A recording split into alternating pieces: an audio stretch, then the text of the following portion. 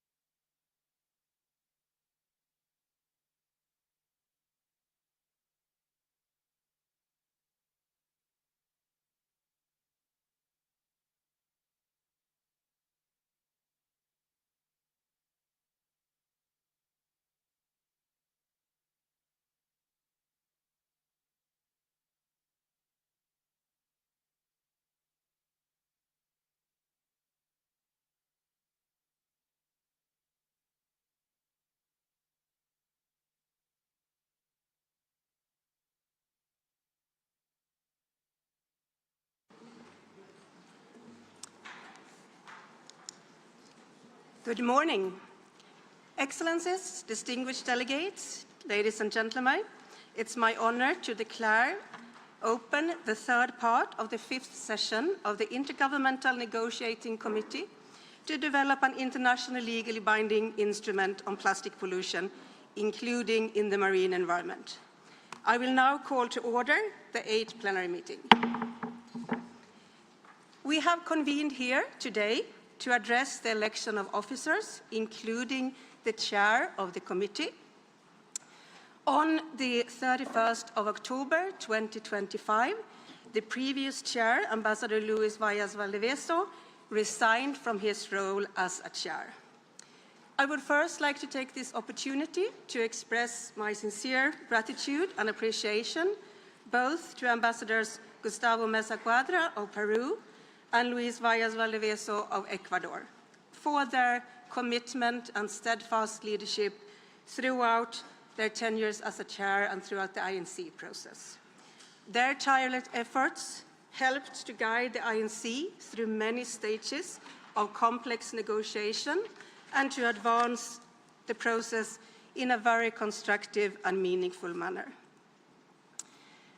Following the resignation of Ambassador Luis Valles Valdeveso and following an unanimous agreement in the Bureau, I was appointed by the Bureau as a Vice Chair presiding, and in that capacity, as a Vice Chair, I have worked with the Bureau up until today to prepare the meeting of today and to guide the preparations for the elections that we will hold today. I am immensely grateful to all of the Bureau members for their engagement and for their commitment.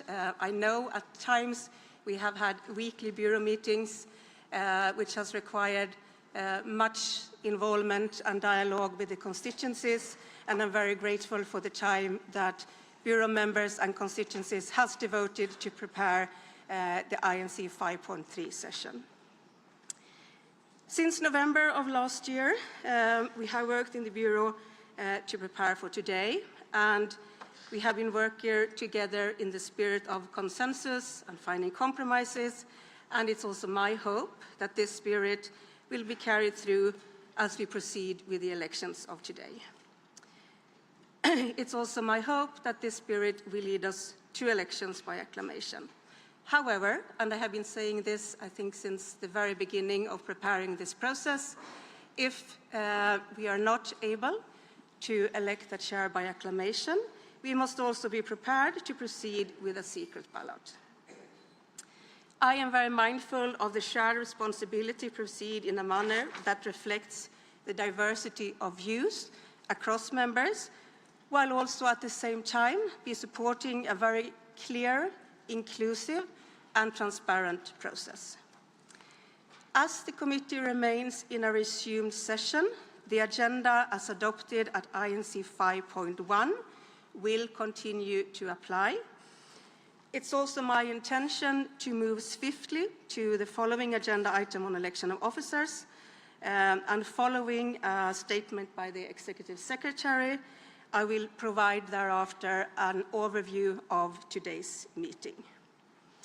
It's now my pleasure to invite the Executive Secretary of the INC Secretariat, Ms. Jyoti Mathur-Philippe, to deliver your opening statement.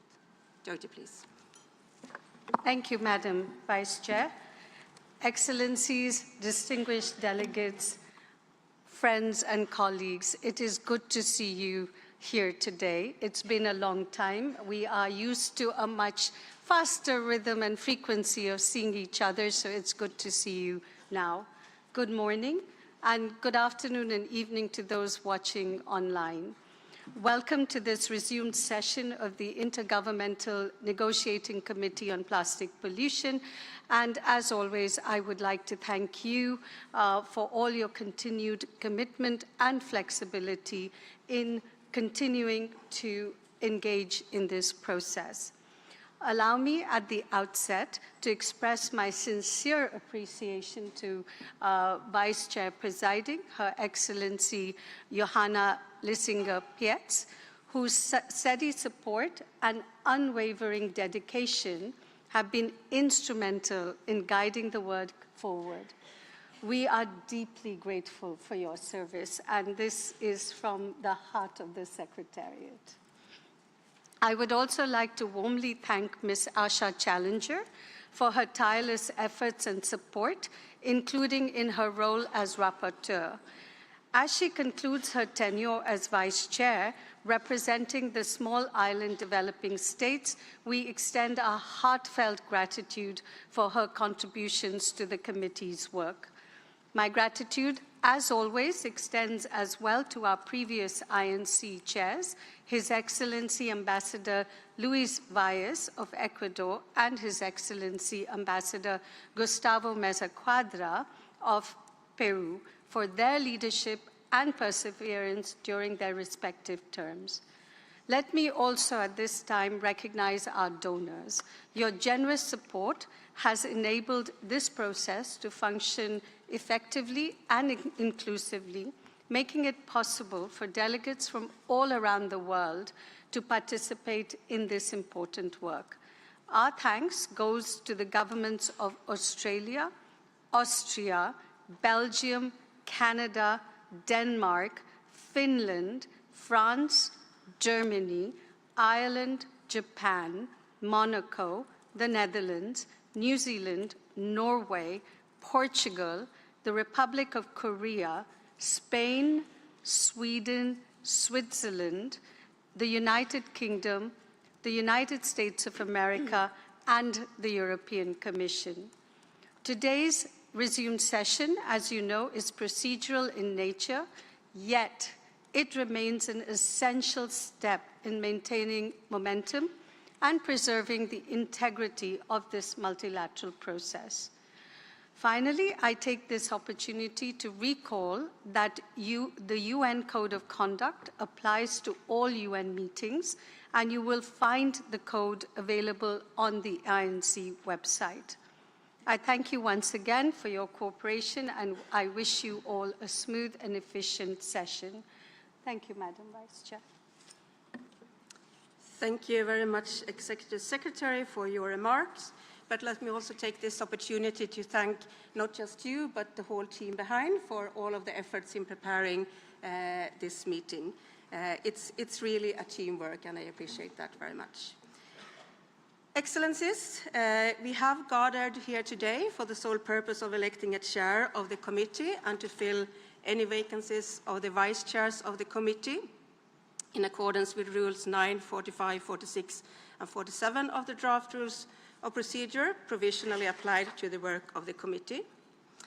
As presented in the annotated agenda and the scenario note, which has been thoroughly discussed within the Bureau, the focus of this session is the election of officers and any other administrative matters.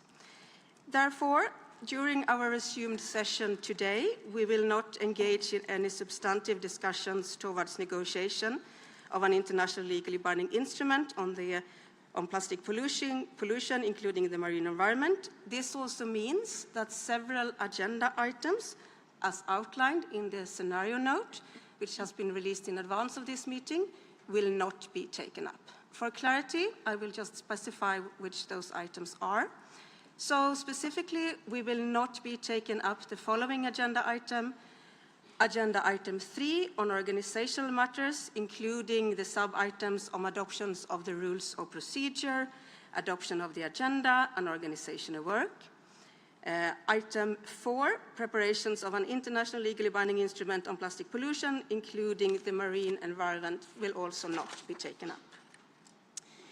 It is also not expected that any other matters will be raised under agenda item 5, other matters. Before we proceed to the next agenda item, I would also like to invite the Secretariat to provide an overview on some of the practical arrangements for today's session. So, Secretariat, you have the floor.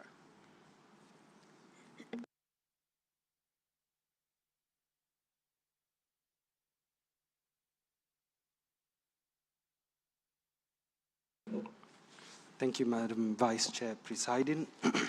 Distinguished delegates, the plenary is being live streamed in English in room 6 and room 14 to accommodate the overflow from this plenary hall. Please be informed that room 6 is also a regional group meeting and also a regional group meeting room, and in the eventuality of a group meeting, the room would need to be vacated. The plenary can also be followed via webcast on UN Web TV in all 6 UN languages of the UN. Links are available on the INC-5.3 webpage. Regarding the use of microphones on the plenary floor, please press the button on the microphone once. The light will turn green. When the presiding officer gives you the floor, the technician will turn on your microphone and the light will turn red. If taking the floor, please speak clearly and in dictation speed to facilitate interpretation. Meeting documents are all available on the INC-5.3 webpage in the official documents section. Payment of DSA for funded delegates is taking place in room 2 and has been available since 7:30 a.m. today. We encourage funded delegates to collect their DSA as early in the day as possible. The Wi-Fi details are available on the screens throughout the venue.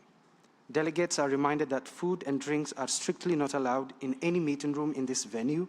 Bottled water with the necessary precaution not to spill are permitted, of course. The tap water in the venue is safe to drink and poses no health risks. Water refill stations are available throughout the venue as well. A lost and found counter is located at the welcome desk of the venue. The cafeteria on the first floor is open from 12 noon to 2:30 p.m. The cafe Sixth Continent on the ground floor is open throughout the day. This meeting is striving to be single-use plastics free. We call on you as delegates to also do your part. Finally, and though not related to this meeting, please be aware that the BSD, the Brigade de Sécurité Diplomatique Geneva, has announced a demonstration scheduled for Saturday, 7th February from 12 p.m. to 5:30 p.m. The demonstration will start at the Plaine de Palais and end at the Place des Nations, with an expected participation of approximately 5,000 to 6,000 people. The presence of demonstrators at the Place des Nations is expected for 2 hours, between 3:30 p.m. and 5:30 p.m. With that, thank you, Madam Vice Chair, presiding. Thank you very much, Secretariat. Excellencies, in moving forward at INC 5.3, I remain informed by the draft rules of procedure provisionally applied of the views that I heard from all of the constituencies through your bureau members and past united practice. And of course, I always remain under the guidance of the committee. Our time here is limited today, and given the purpose of this session and the interest of time, and as also indicated in the scenario note, I propose that we set aside any general opening statements. For clarity and transparency, I will also now say that when we move to agenda item 2, I will introduce that agenda item and you will have the chance to take the floor after that introduction. But I would hope that we could move on without any general opening statements. I see no objections, and this concludes our consideration of agenda item 1 for this part of the resumed session.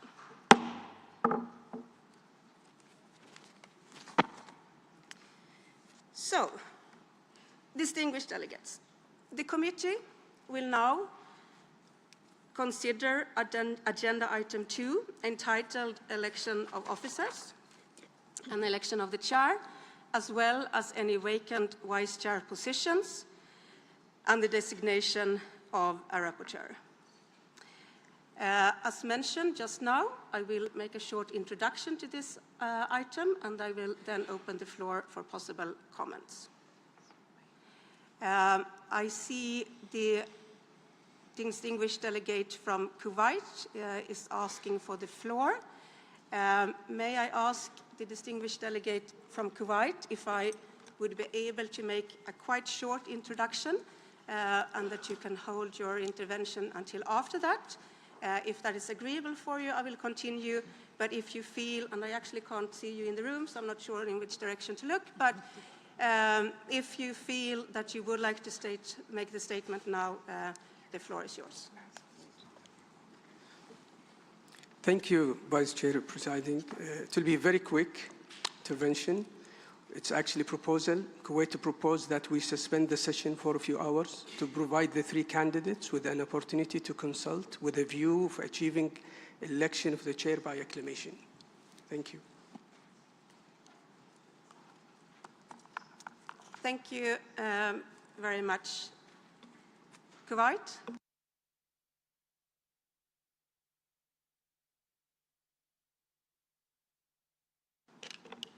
And I heard your suggestion for how to proceed, but I believe it's important also to hear all of the views of the room. So with your indulgence, Kuwait, I hope that we can have a short introduction to this item, and I will then open the floor for any other delegate who wish to take the floor.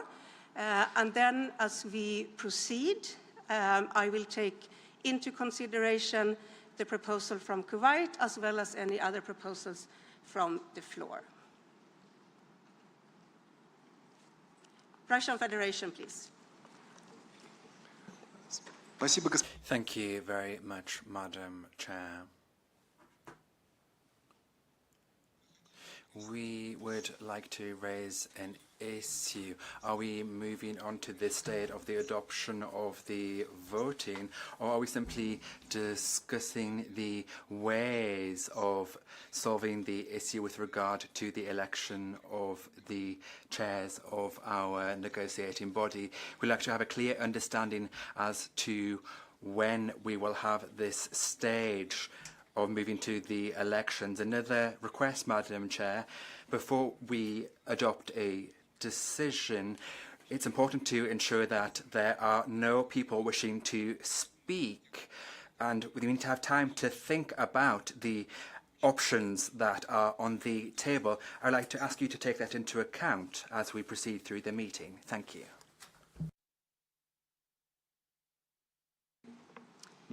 Thank you very much to the Russian Federation. I see Nigeria and Zimbabwe. I would just like to again ask the room if you can allow to a very short introduction of this item. I promise you that you will all have the opportunity to speak, but then your information can also be informed by my introduction to the item, and also to respond to the question that was posed by the Russian Federation. I will only introduce this item. We are not moving into the phase of the secret balloting and elections. So this is a purely introduction to the item so that all members of the committee have the information required. I will then pause and I will open the floor for interventions made on how we proceed forward. I have already taken note of the proposal from Kuwait, and I will of course consider other proposals that also are raised. I still see the request from Nigeria. Nigeria, can I please seek your indulgence to keep your interventions to after my introduction, and you will then have the possibility to speak. Thank you very much, Nigeria. And thank you to the committee for your flexibility in how we proceed forward. Thank you very much. So, distinguished colleagues, since the resignation on 31st of October 2025 from Ambassador Valdivieso of Ecuador, his position as the chair of the committee, the position of the chair, has remained vacant. Mr. Valdivieso's resignation has also resulted in a vacancy on the Bureau for a representative of the group of Latin America and Caribbean states. Further, Ms. Asha Challenger of Antigua Barbuda, as a vice chair of the committee representing the small island developing states and rapporteur of the committee, has resigned in advance of this resumed session. On behalf of myself and the whole Bureau, I would also like to take this opportunity to thank Ms. Challenger for her service and rapporteur and a very valuable Bureau member. So under this item, we will elect and address the elections of officers to fill these vacancies. I would like to also recall that Rule 9.1 states the committee shall elect from among the representatives of the members a bureau comprising 1 chair and 10 vice chairs, one of whom shall act as rapporteur. Rule 9, paragraph 2 of the draft rules of procedures provides that in electing the officers referred to in the previous paragraph, the committee shall have due regard to the principle of equitable geographical representation and gender balance. Each of the 5 United Nations regional groups shall be represented by 2 members of the Bureau, and 1 member shall represent the small island states. Accordingly, in the Bureau composition of 1 chair and 10 vice chairs, UN regional groups are limited to 2 members and SIDS to 1.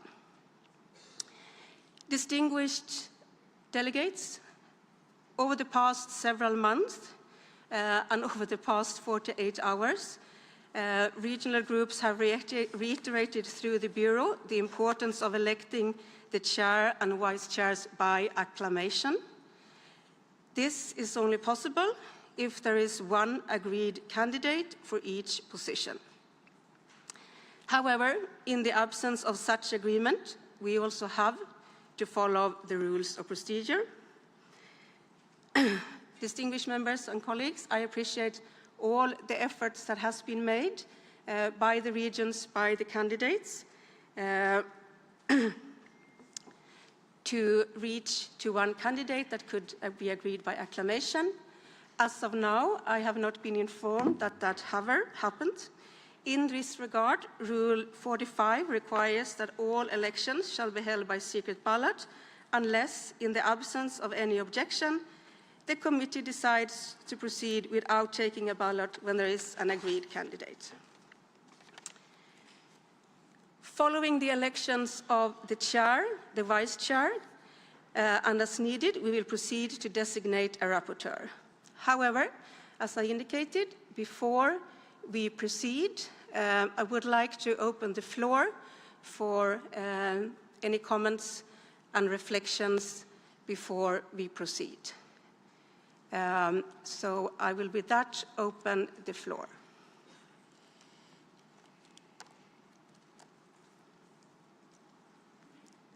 I recognize the delegation of Nigeria to be followed by Barbados. Nigeria, please, you have the floor. Thank you, Vice Chair Presiding. Nigeria supports the proposal made by the distinguished delegate of Kuwait. However, we want to state that few hours is not a defined time for the delegates, the aspirants to, interact. We would prefer that there is a defined time for this activity to be conducted so that we don't stay too much on this matter. Thank you. Thank you, Nigeria. Barbados to be followed by Angola. Barbados, please. Thank you very much, Madam Vice Chair. 2 small comments. First, on behalf of SIDS, I would like to recognize the excellent work that our colleague Asha has done on the Bureau and to thank her very much for her stewardship. Second, I want to ensure that you are aware that we are in full conformity with the suggestions you have made, in full support of following the rules of procedure. Today is for one purpose only, and that is to elect a chair, and we need to do this as quickly and efficiently and effectively as possible. I understand that the different candidates have been meeting for the last couple of weeks, if not months, and have unfortunately not been able to come to a consensus around one candidate. I have, however, heard the suggestion made from the Honourable Delegate of Kuwait, and if that were to be the agreement, that we do give them time to be able to speak and see if they can come to a conclusion. That needs to be a very carefully managed process where we are very much aware of when we will come back into this room and go to a voting if we need to. So Barbados' preference is that we move forward with the voting. If, however, there's agreement that we do take a pause for the 3 candidates to be able to discuss amongst themselves, we want that to be very carefully calibrated and to be time-bound. Thank you. Thank you, Barbados. Angola to be followed by Antigua Barbuda. Angola, please. Thank you, Chair. We had the proposal of having the 3 candidates to agree, but they had enough time to get that agreement. If up to today they didn't get the agreement, we don't see the miracle that's going to happen for them to agree now. And we have another problem, which is logistical. Most of our delegates from Africa, they came for the 2 meetings. And a huge number of them will travel today. If we extend more the time, we won't have the possibility of voting. So for us, we strongly oppose that one. We go straight to the voting and decide this process, not to extend it for long. Thank you.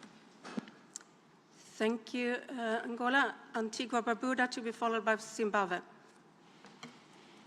Thank you very much, Madam Vice Chair, and thank you for your work thus far and for taking up this assignment. On behalf of the government of Antigua and Barbuda, I wish to also extend my gratitude to our colleague Asha for her service thus far. We would be guided very much by your proposal, well, not proposal, but your way forward in relation to the elections of the chair. And we think that sufficient time has passed for there to be consultation. And given what has been said about the timing and the time that we have allocated for this process, we wish to get to this as swiftly as possible. We note that there may be efforts to have this process be somewhat protracted, and we're very much against that. So we would strongly suggest that we proceed with the election of officers as stated within the agenda. Thank you. Thank you very much. Zimbabwe to be followed by Monaco. Thank you very much, Vice Chair presiding.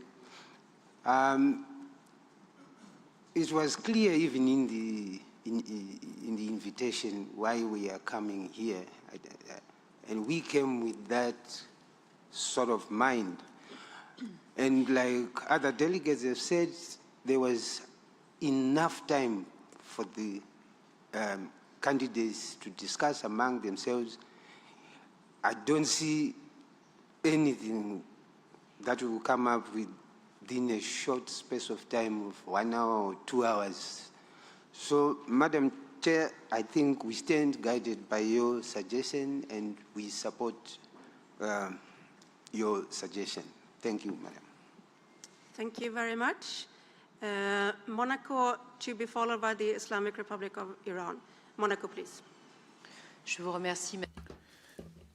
Thank you very much, Vice Chair. And congratulations on taking your position. Many delegates have already expressed our opinion. That is that we've had quite a bit of time to come to a decision here. Now that has not worked out, but I think that it would be very difficult in that case within the time left today, and for the reasons that Angola has already described, to proceed that way. We would subscribe to your position and that we pass directly to the ballot. Thank you very much. I would now like to give the floor to Iran. You have the floor, sir. Thank you very much, Madam Chair, and good morning, colleagues. Madam Chair, I think that the point raised by distinguished colleague from Kuwait has a valid points, at least for my delegation, due to malfunction of the internet connection. We haven't had adequate time to have some discussions with the candidates.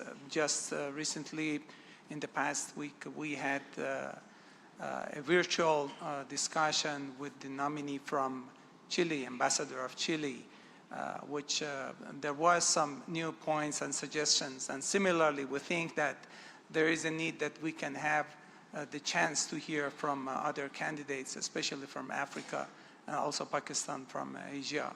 So we humbly request that this to be considered and at least a specific time, to be allocated for this purpose. Thank you. Thank you very much. I will now give the floor to Namibia to be followed by the Dominican Republic. Namibia, please. Thank you very much, Madam Chair. We would like to move in supporting the proposition made by Barbados, Angola, Zimbabwe, and Monaco, that we move ahead in proceeding with the elections.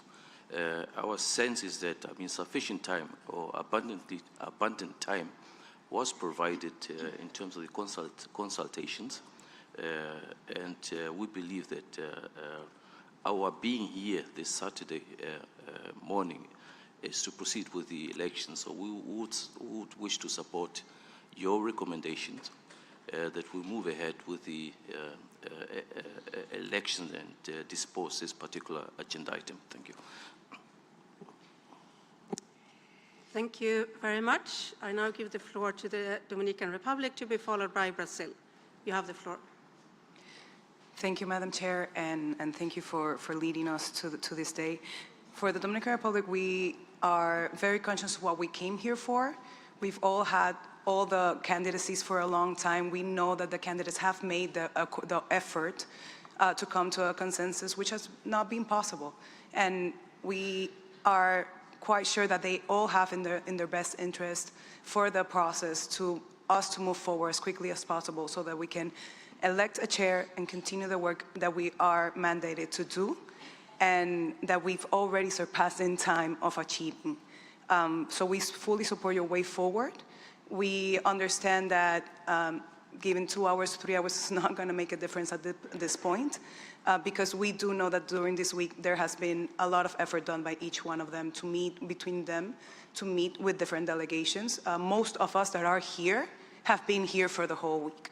So we've all had a chance to hear them out, to seek consensus, and it should be just a matter of smoothly proceeding towards electing a chair. That's what we came for here today. Thank you. Thank you. Thank you very much. I would now like to give the floor to Brazil, to be followed by the Russian Federation. Brazil, you have the floor, please. Thank you, Madam Vice Chair, and good morning. We believe that this session provides a critical opportunity to restore confidence and that there is no better way to restore confidence than through dialogue. We therefore support the proposal made by Kuwait. Of course, aware that we have a limiting time scheduled here today, but we would strongly support the last attempt to achieve an acclamation here. Thank you so much. Thank you very much. I would now like to give the floor to the Russian Federation. You have the floor, sir. Thank you very much, Madam Chair.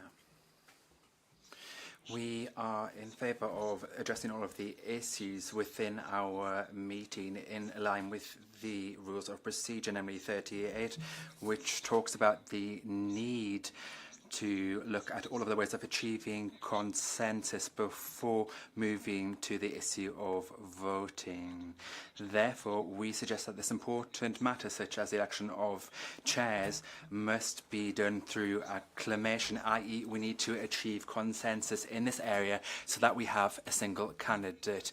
The election of the chairs through elections was initially going to put our process in a detrimental situation, and it will not point to the unanimity of all countries to work on achieving the goals of our negotiating committee. Therefore, I would like to support the proposal voiced by Kuwait, Iran and Brazil on the need to have additional time to try to achieve consensus with regard to a single candidate to be elected through acclamation. In addition, Madam Chair, the rules of procedure talk about the fact that discussion of any matter is something that any country can do. They can decide to suspend the session whenever they want, and we have to make a decision on this matter.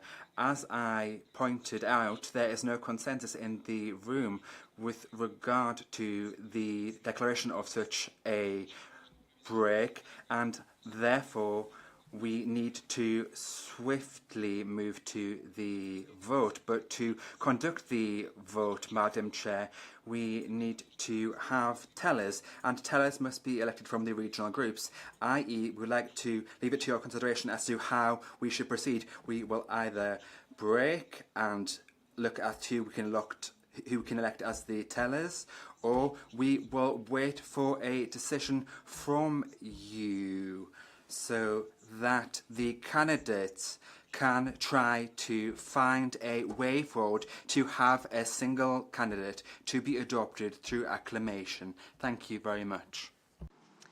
Thank you very much to the Russian Federation. I have 6 remaining requests from the floor. I would like to encourage those who would like to speak to to indicate your willingness to speak at this point in time. And when you have done that, I will give you a time, and then we will also close the speaking list. And as has been requested by some, I will then make a proposal on how we move forward. But I would like to hear all of the views first, and I have taken note of the different issues raised in the interventions. I would like to now give the floor to the representative of the delegation of Fiji. You have the floor. Thank you very much, Madam Vice Chair.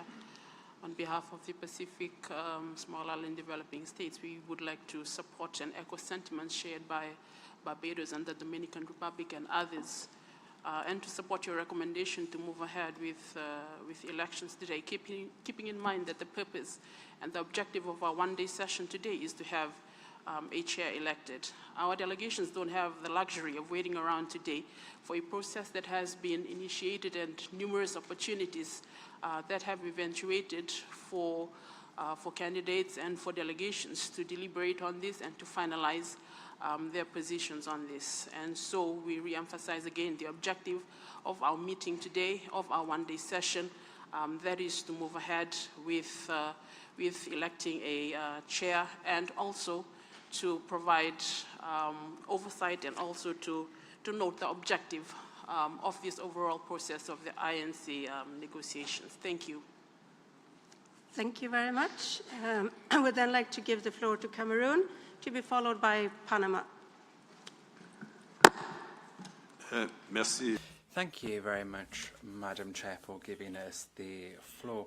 My country supports the proposal voiced by Angola, namely to go to a vote, given that we have sufficient time and we can see whether we can have a common understanding. Thus far, we have not achieved any results, and none of the candidates has manifested an intention to ask for additional time for additional consultations. So we're not going to insist on consultations. We are of the view that we should directly proceed to a vote. Thank you. Thank you very much. I will now give the floor to Panama, to be followed by Saudi Arabia. Panama, please, you have the floor. Thank you, Madam Vice Chair, and thank to the Secretariat and you for all the hard work. Panama considered that extensive consultations and efforts to reach consensus have already taken place over the past months. Therefore, we do not consider extending additional time appropriate, particularly given that we have only one day for these elections. Given that, in this context, we support your proposal way forward to proceed in line with the established agenda. Thank you. Thank you very much. Next on my list is Saudi Arabia, to be followed by Malaysia. Saudi Arabia, please, you have the floor. Thank you, Madam Vice Chair presiding. Thank you for the Secretariat and their excellent work in organizing this meeting.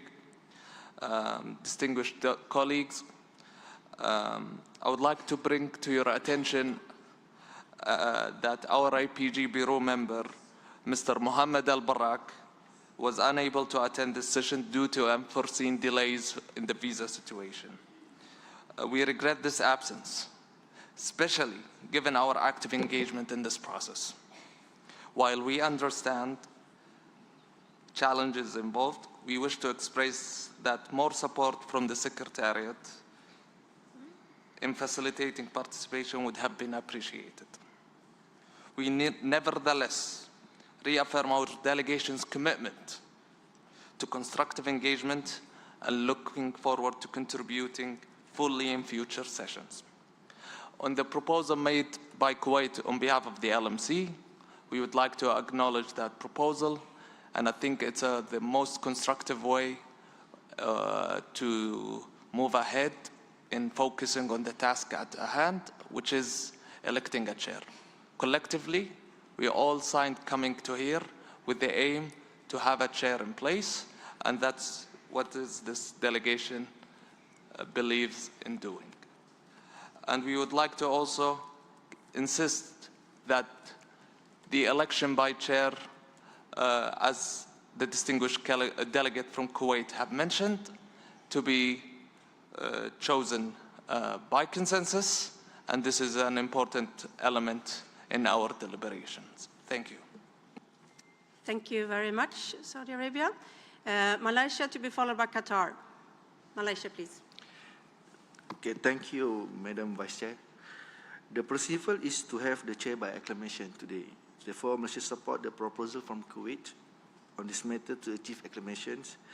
It's still early today. I think it's still time for all the candidates to discuss among themselves. Thank you. Thank you very much. Qatar to be followed by Ecuador. Qatar, please, you have the floor. Thank you, Mr. Chair, to give me the floor, and I will continue in Arabic language. واستنادا إلى ما مقترح زميلي الموقر من دولة الكويت نؤكد. Given the proposal of Kuwait, we would like to say that it is very important for us to listen to the candidates, and we need to give them sufficient time so they can get organized. In this way, the process will be inclusive and transparent, and it will allow us to finally elect a chair through acclamation. It's very important to deal with that matter before we move on to other topics. Thank you very much. Thank you very much. I would now like to give the floor to Ecuador to be followed by the United States. Ecuador, please. Thank you. Thank you very much, Madam Chair. I will speak in Spanish, taking advantage of the interpretation. En primer lugar, queríamos agradecer. First of all, let me thank the Vice Chair and the two prior presidents for the excellent work, especially Ambassador Valdivieso for his excellent work, and the rapporteur, Madam Challenger, as other delegations have said this morning. Looking at the agenda today, I think that we see that it is possible to vote for these elections. Our rules provide for this. And that was also the case in INC-1, when we elected the officers in Punta del Este.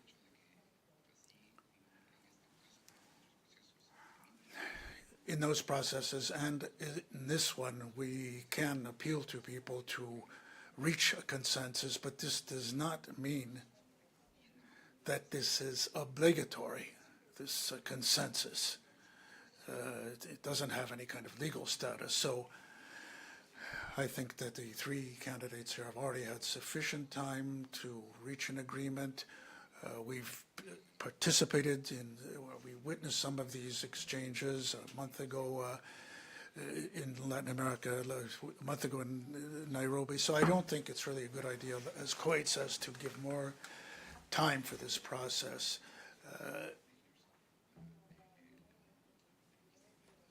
And I think we also agree with that, logistically speaking, we are going to have problems, and we would request then that we immediately proceed to elections.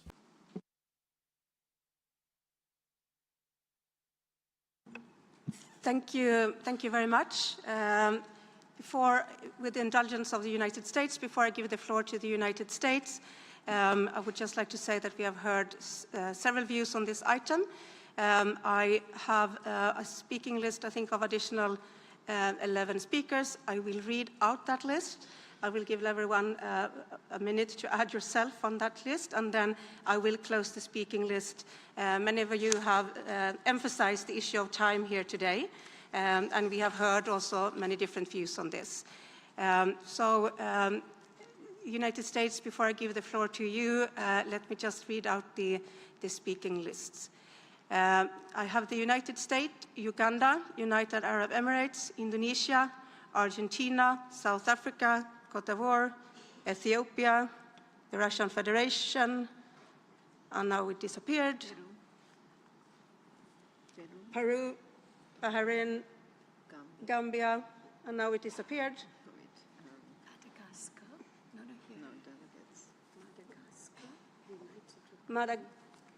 Madagascar, United Republic, Tanzania, and Switzerland.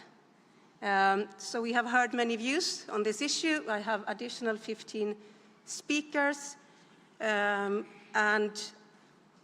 we will take those speakers, and I will then close the speaking list.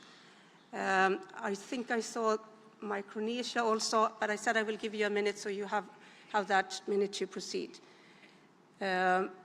Thank you very much, and thank you to the distinguished delegation from USA for your patience. I will now give you the floor. Thank you very much. And apologies to the United States. I did not see there was a point of order by the Russian Federation. So before I give the floor to you, I will give the floor to the Russian Federation. You have the floor, sir. Thank you very much, Madam Chair. I'll be very brief indeed. In accordance with the rules of procedure, the chairmanship can suggest to close the list of speakers, but it can only propose things but not make a decision on that matter. The original delegation would like to have the possibility to listen to the opinions of all of the speakers at our meeting, and our request is that the list of speakers is not closed and that all delegations wishing to speak are given the opportunity to do so and also to listen to other speakers. So we cannot agree with your proposal to close the list of speakers at this stage. Thank you.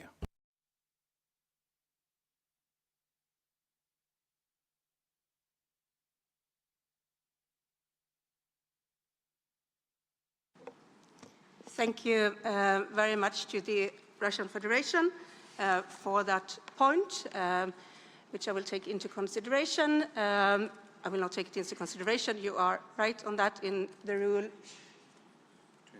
28, as you said. So the speaking list will remain open.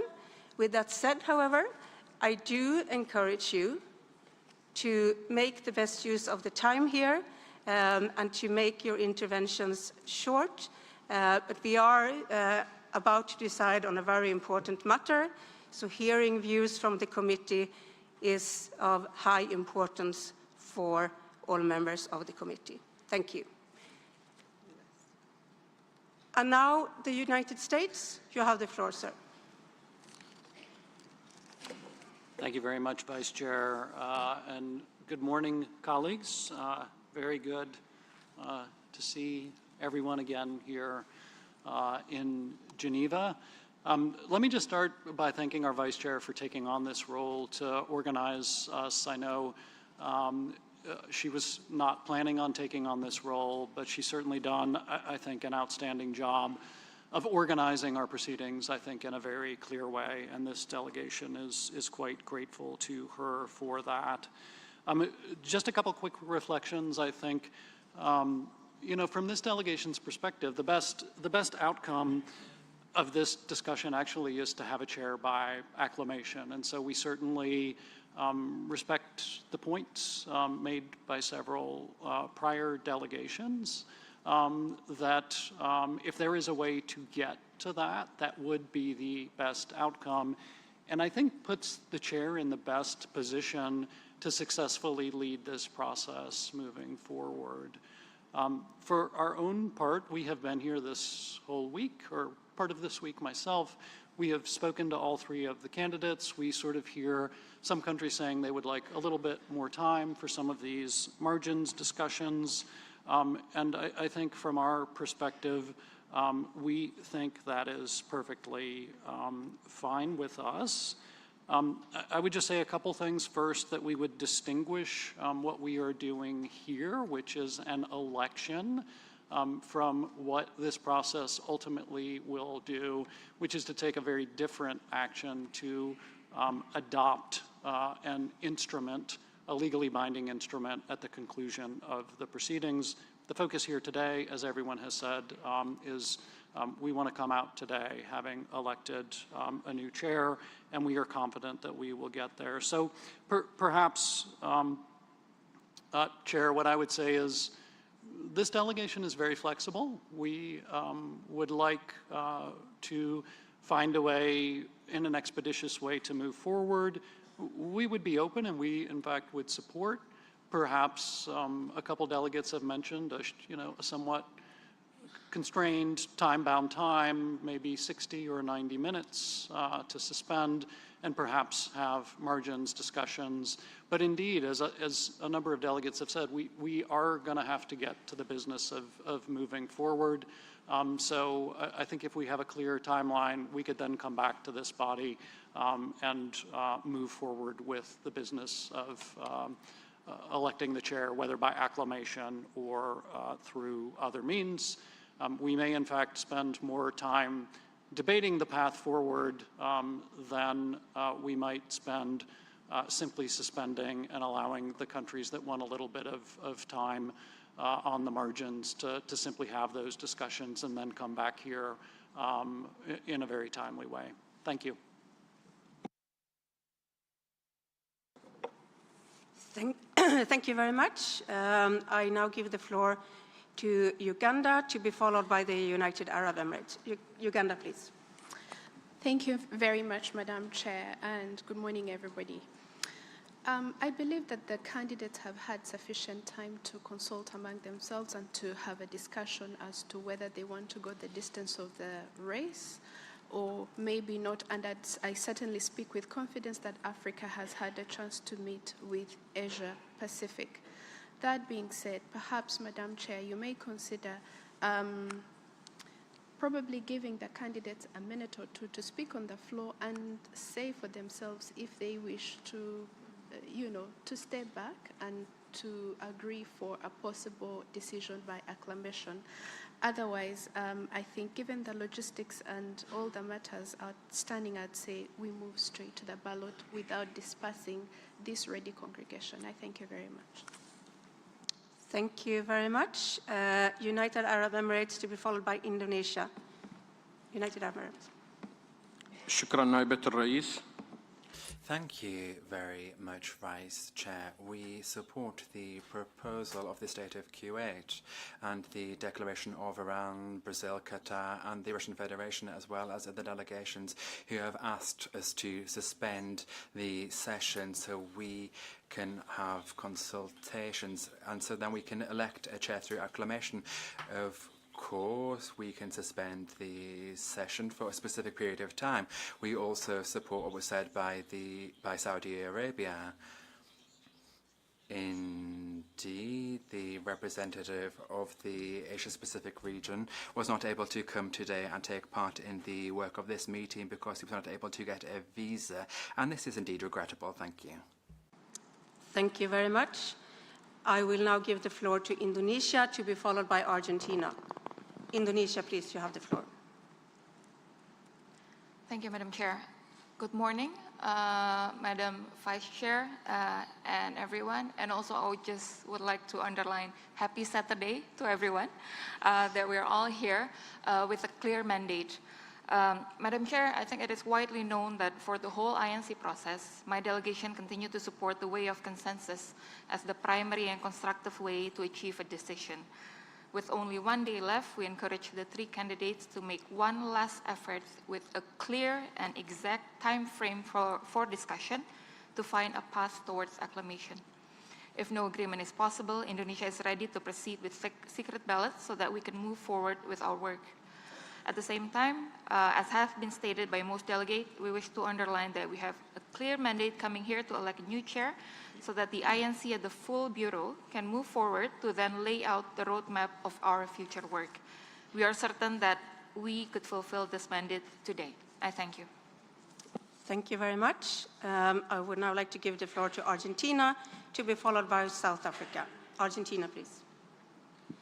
Thank you, Madam Vice Chair. Good morning, all the colleagues. I will speak in Spanish. Señora Vicepresidenta. Madam Vice Chair, Argentina, as well as other delegations, would like to have the election continue by acclamation to express our consensus. This is why we support the proposal made by Kuwait. We believe that it's important that candidates have a final possibility to dialogue and find a solution in a creative manner. We think that this is fundamental for the credibility of this process in order that the presidency have as much legitimacy as possible. Once elected by consensus, we will have better conditions to facilitate agreements, build bridges between different positions, and so on. We think that this reflects the spirit of cooperation and consensus that we will need in order to move forward in all of the work of this committee. At this very important stage in our process, we need to begin with a very clear signal of unity. We need to have a constructive atmosphere, and we need to be able to focus on the substantive challenges that we face. We firmly believe that this will strengthen the confidence in the process, as well as the leadership of the future meetings. Thank you. Thank you very much. I would now like to give the floor to South Africa, to be followed by Cote d'Ivoire. South Africa, please. Thank you, Madam Vice Chair presiding. While we would have appreciated getting to this decision through acclamation, the reality is that the three candidates have had sufficient time for numerous consultations and could not agree on one candidate. So South Africa supports your way forward to move swiftly forward through electing chair through a secret ballot, as the time for this meeting is very limited. Thank you. Thank you very much. I have Cote d'Ivoire to be followed by Ethiopia. Cote d'Ivoire, please. Thank you very much, Vice Chair, for giving me the floor. My country believes that the different candidates have had sufficient time to have consultations. We think we can move directly to the vote. That's why we are here, after all. Thank you.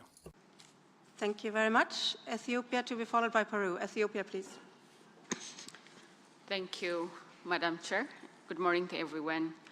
We believe that achieving consensus would be the best outcome. However, despite sincere and sustained efforts, we have not able to reach as per the report, right? At this juncture, we firmly believe that the view and the possible viable and responsible course of action is to proceed with the election. Extensive, inclusive, and good faith consultation have already taken place by those candidates.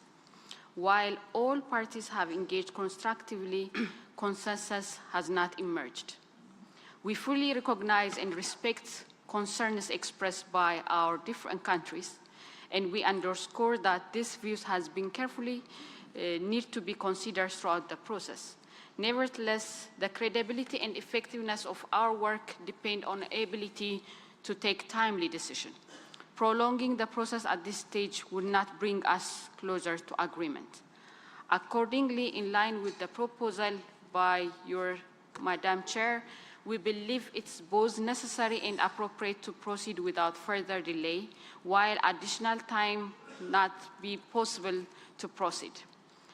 We therefore encourage all colleagues to be more pragmatic on the next step and move forward together in constructive, action-oriented steps. I thank you, Madam Chair. Thank you very much. I would now like to give the floor to Peru, to be followed by Bahrain. Peru, please. Muchas gracias. Thank you very much. Good morning, one and all. Madam Vice Chair, first of all, our full support to you as the person leading our session and the way in which we should carry out this election. We think that among the huge efforts that have been made to come up with a single candidate to be elected by acclamation, well, that since we weren't able to do this, we think that it's quite normal to proceed with a secret ballot, as has already occurred in our process. Nevertheless, with an ear to the requests made for a suspension to try to reach a single candidate and elect by acclamation, well, We think that would be difficult because there have been several attempts to do this, but for the sake of flexibility and in the hopes that we would be able to have a consensus candidate by acclamation, we agree, but for a very limited period of time in the light of the different reasons that have been stated by several delegations already. So suspension, let's say 2 hours, we think that would be reasonable. And if we weren't able to reach that consensus, we would come back here and proceed with a secret ballot. Thank you very much. Next on my list is Bahrain, to be followed by Gambia. Bahrain, please. Assalamu alaikum wa rahmatullah wa barakatuh. Good morning, everyone. Thank you very much, Madam Vice Chair, for giving me the floor. I'll be very brief. I think that we have had sufficient time today to reach an agreement between the different candidates. I don't think we should move to the vote now because we have got opportunities to work on the basis of consensus. Consensus is the path that we will undertake to reach all decisions, and this also applies to the elections of the chairs. We would like to avoid, whatever it costs, a secret vote. These candidates were present last week. The participants today were present last week, but some of them were not. Once again, today it is an important opportunity that we must take advantage of, so these candidates can conduct consultations that have a good chance of being constructive. It would be an opportunity that we must seize, as was said by the colleague from Africa. We need to take into account the fact that we haven't got much time left. Some delegations are going to have to take a plane very soon, and therefore we need to take advantage of the time available we have to elect the appropriate candidates. Thank you. Thank you very much, Bahrain. Gambia, and then to be followed by Madagascar. Gambia, you have the floor, please. Yeah. Thank you very much, Madam Chair, for presiding this very important process. The Gambia delegation understands that having a chair by consensus is the ideal thing expressed by Kuwait. However, we're also aware that vying candidates have been given enough time to consult among themselves on the way forward for the past few months. We do not have enough time for protracted consultation that may not even yield fruitful results based on past experience. I think we have been here for a long period of time in terms of consulting one another. And therefore, we support your proposal to proceed with the election as expressed by many distinguished delegates in this room, as we have very limited time, and some have to fly back very soon. So we have very limited time. I think we have to proceed on this and elect a chair that is going to proceed this INC process for the next few years to come. Thank you. Thank you very much. Next on my list is Madagascar, to be followed by United Republic of Tanzania. Merci. Thank you very much, Madam Vice Chair, for giving me the floor. Madam Vice Chair, we support the To the distinguished delegate of Madagascar, I had a point of order from Bahrain. Bahrain, please, you have the floor. شكرا سيدة الرئيسة لإتاحة الفرصة. Thank you very much, Vice Chair, for giving me the floor once again. It seems to me that the interpretation was not sufficiently precise. In reality, it was said that we would like to proceed to a vote. That's not what the interpreter said. We said to the contrary that that we need to avoid a secret vote, and that is not the only argument that must guide us. Thank you very much, Bahrain. I have taken note of your correction. Thank you very much. And then I would thank the distinguished delegate from Madagascar, and you have the floor, Madam. Thank you very much, Vice Chair, for giving me the floor. Madam Vice Chair, we support the interventions of our predecessors, and we also support the proposal to proceed directly to a vote, taking into account the constraints and logistical constraints that certain delegations have to contend with. Thank you. Thank you very much. Next on my list is United Republic of Tanzania, to be followed by Switzerland. Tanzania, please. Thank you, Madam Chair. Good morning. Well, while consensus or acclamation is very important, for it presupposes legitimacy and unity, under the current circumstances, I think it is very important not to jeopardize a very important aspect of elections, especially where the presence of many of us may be constrained because of time.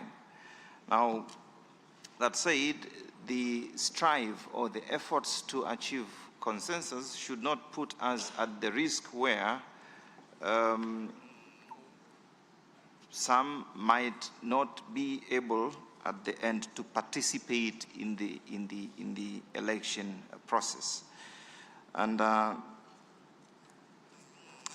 these circumstances, and considering that voting is not illegal, and therefore we support the idea of proceeding by voting. Thanks. Thank you very much. Switzerland, to be followed by Micronesia. Switzerland, you have the floor.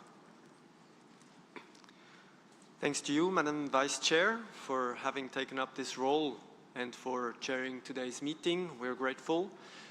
There were numerous opportunities for exchanges with and between the candidates.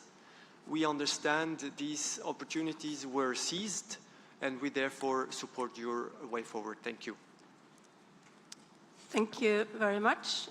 Micronesia, to be followed by Oman. Micronesia, please. Thank you, Vice Chair presiding.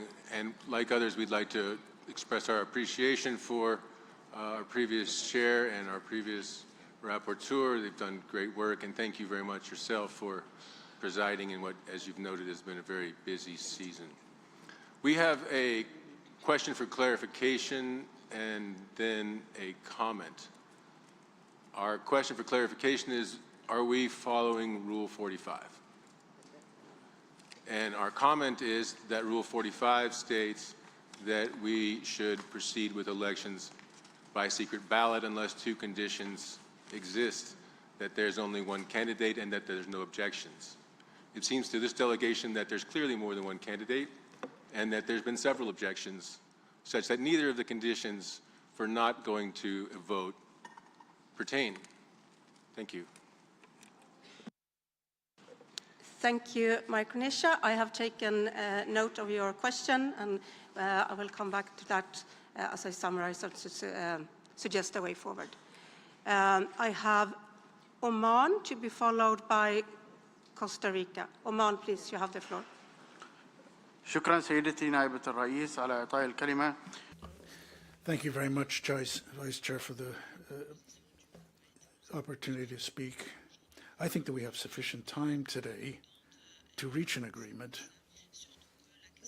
especially since this is a very important issue, and we don't need to go on to a vote directly. We would like to build on a consensus because this is a very important principle in all of our decision-making. Bear in mind that the election of a president is a very important occasion for all of us.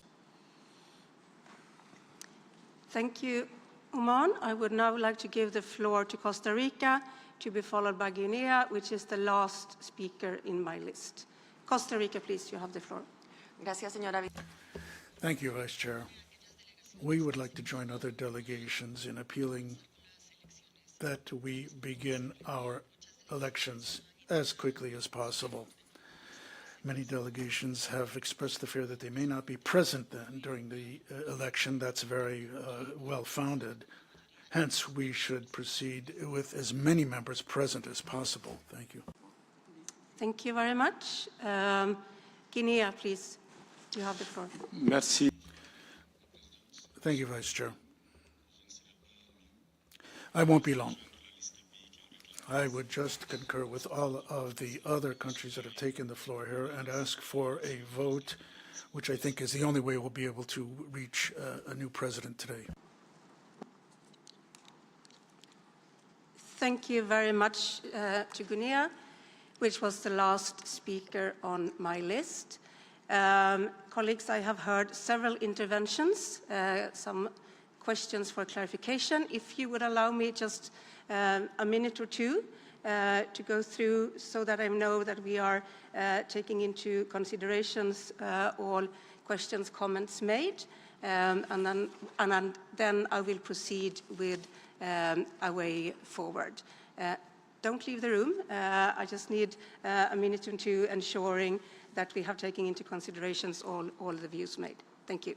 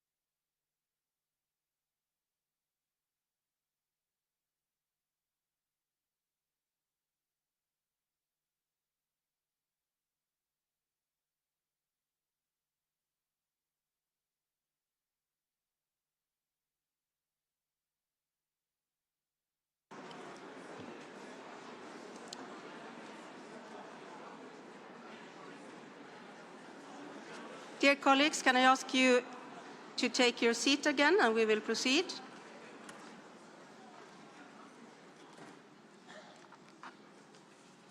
Thank you very much. I heard differences of views on the proposed way forward.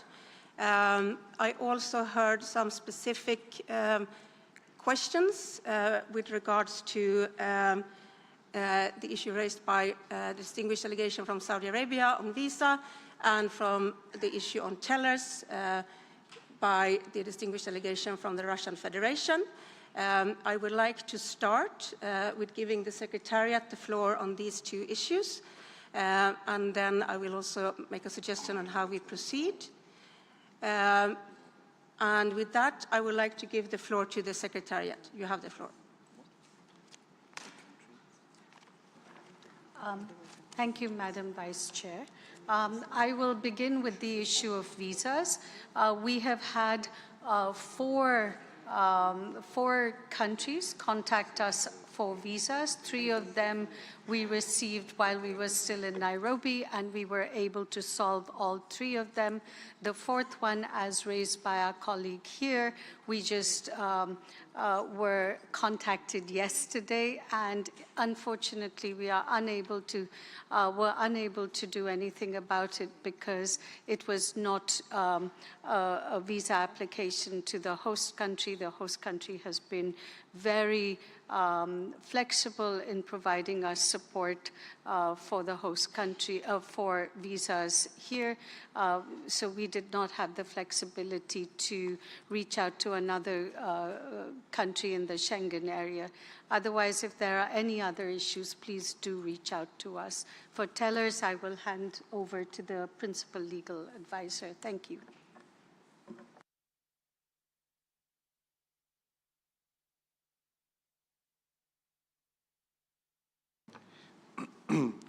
Thank you, Madam Presiding Officer. So it is correct that tellers that come from the members of the panel will supervise the conduct of the election that is being conducted. These tellers are identified based on their willingness to serve as tellers, and also they do not usually come from the regional groups of the candidates themselves.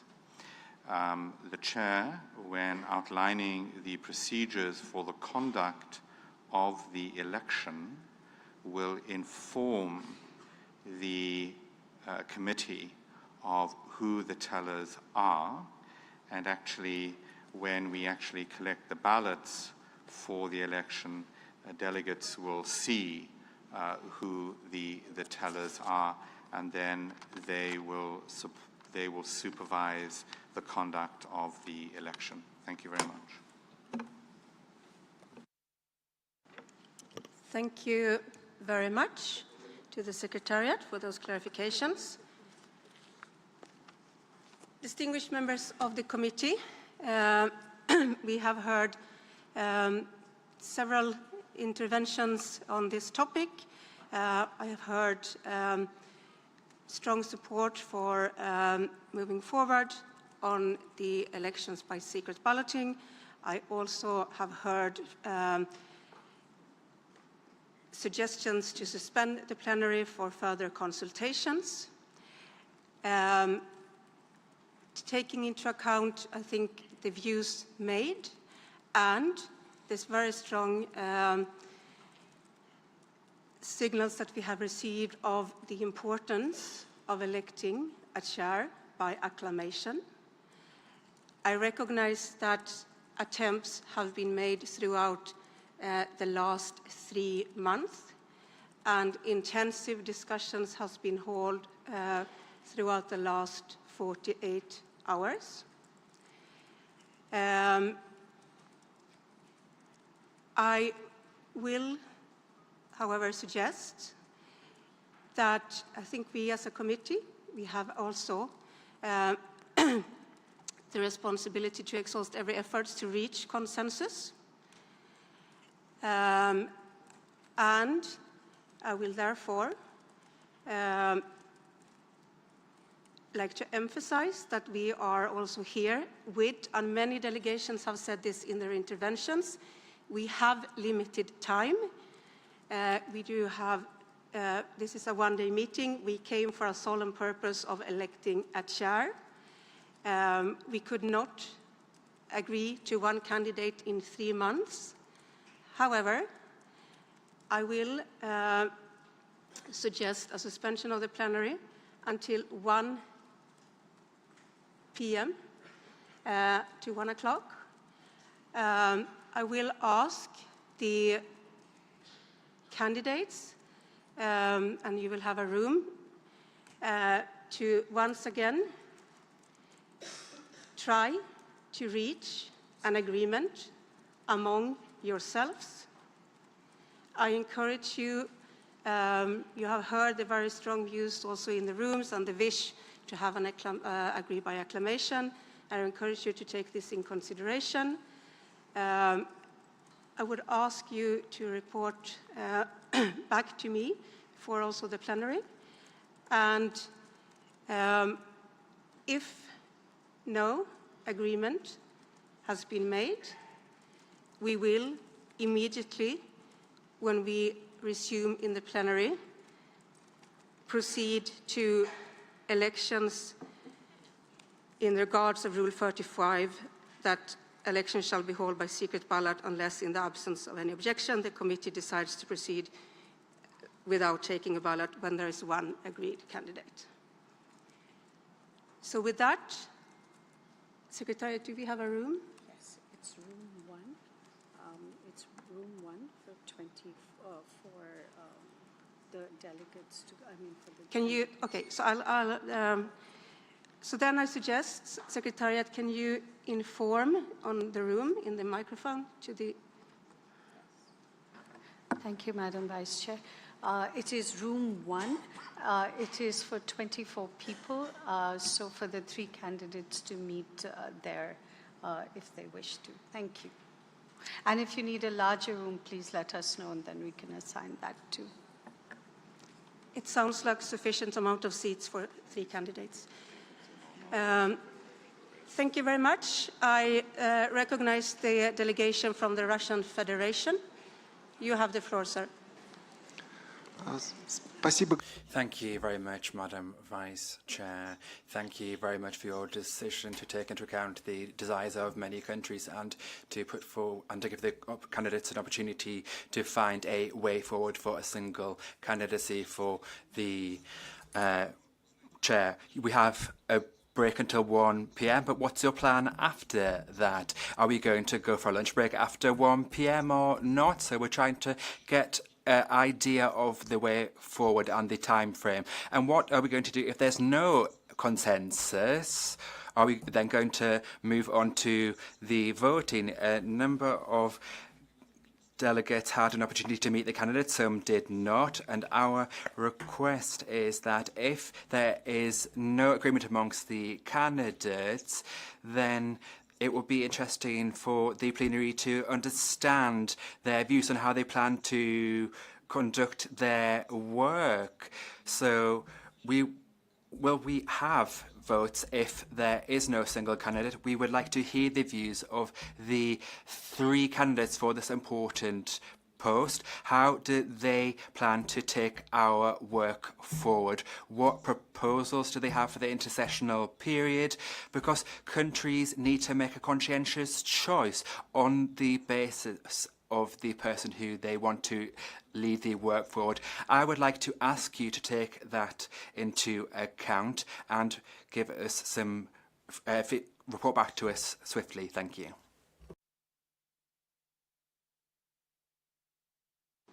Thank you very much, Rashan.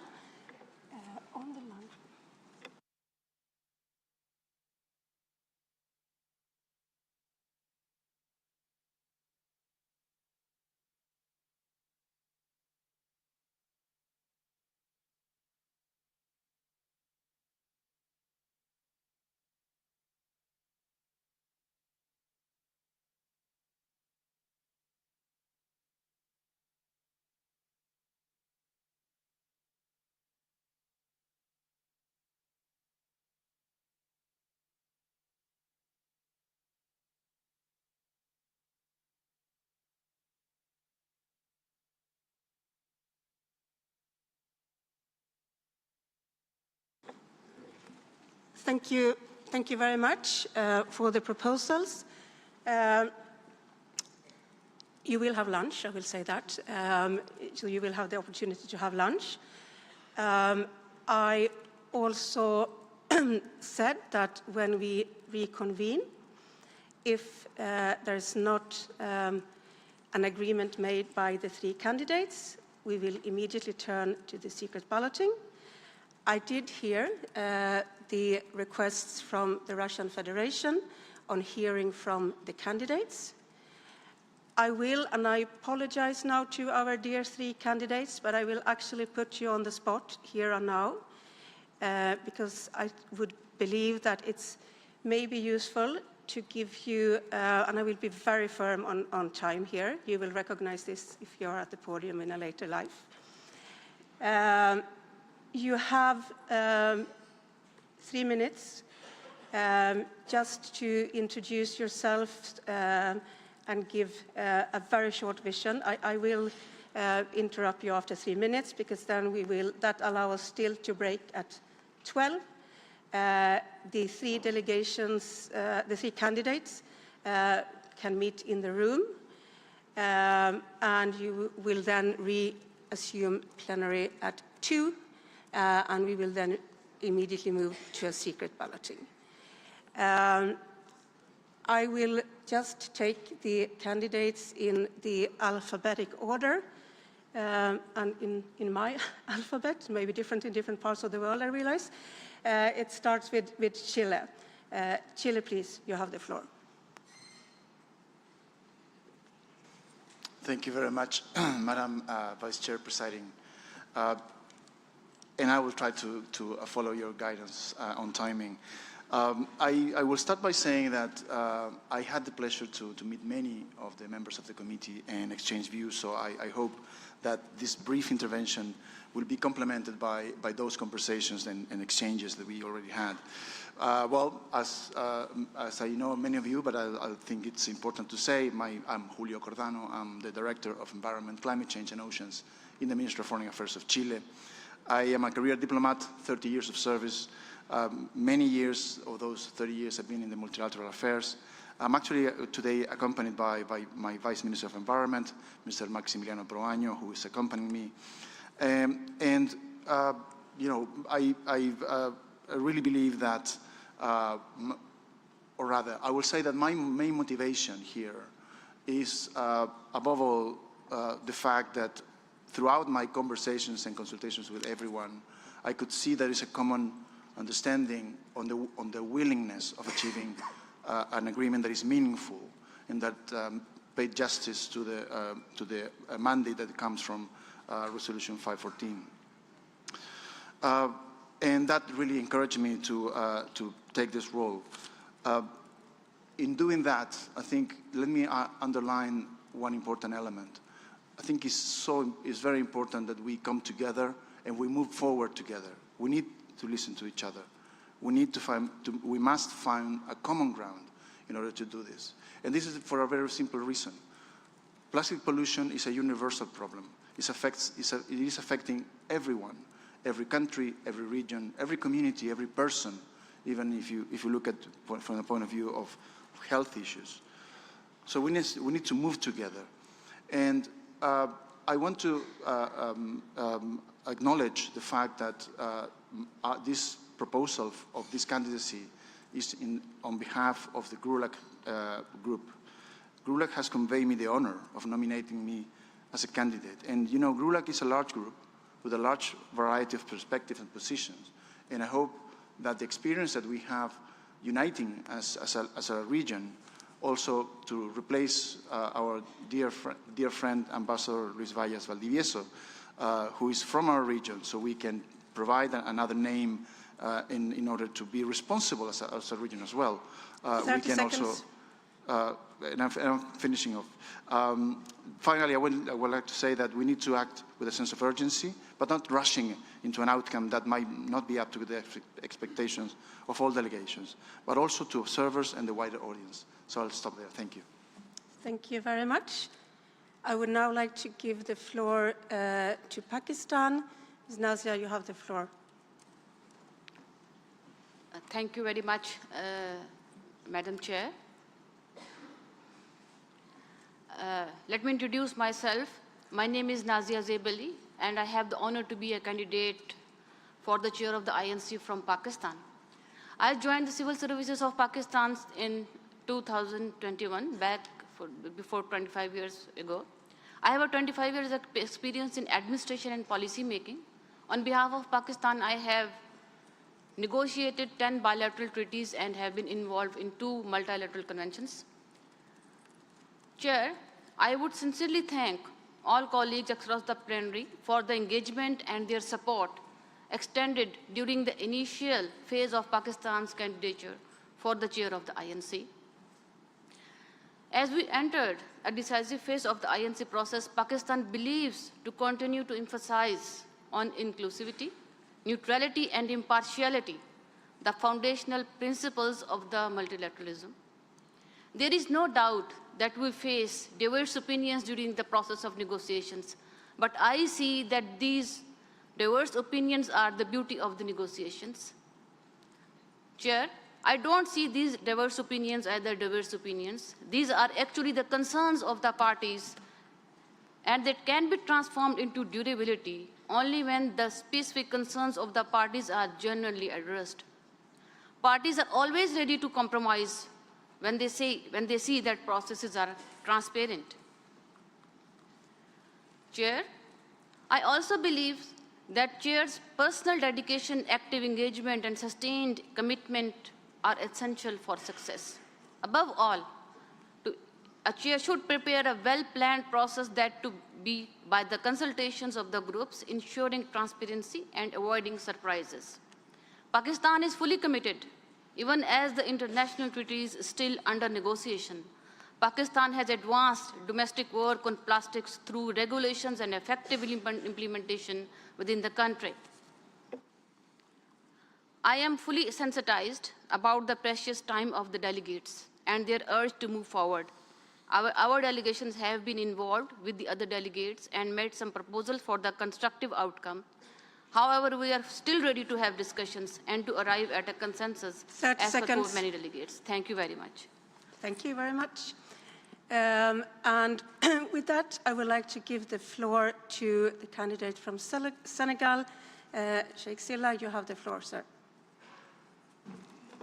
Thank you very much, Madam Chair, distinguished Chair and colleague. Also, allow me first to express my sincere appreciation to the government of Switzerland for hosting us here today and for its continued support to this important process. It is with humility and a deep sense of responsibility that I present myself to you today. I bring 44 years of experience in environmental governance, diplomacy, and multilateral negotiations. Over the course of my career, I have had the honor to occupy high-level responsibility in my country and on environment, and also to chair conferences of the parties, lead intergovernmental bodies, and guide complex negotiations on climate change, chemicals, waste, ozone protection, and environmental law. In recent years, I have been fully engaged in the process from its inception, including as chair of the Open and Working Group on Procedures in Dakar, as a member also of the INC Bureau, and playing a fundamental role in the negotiation of means of implementation.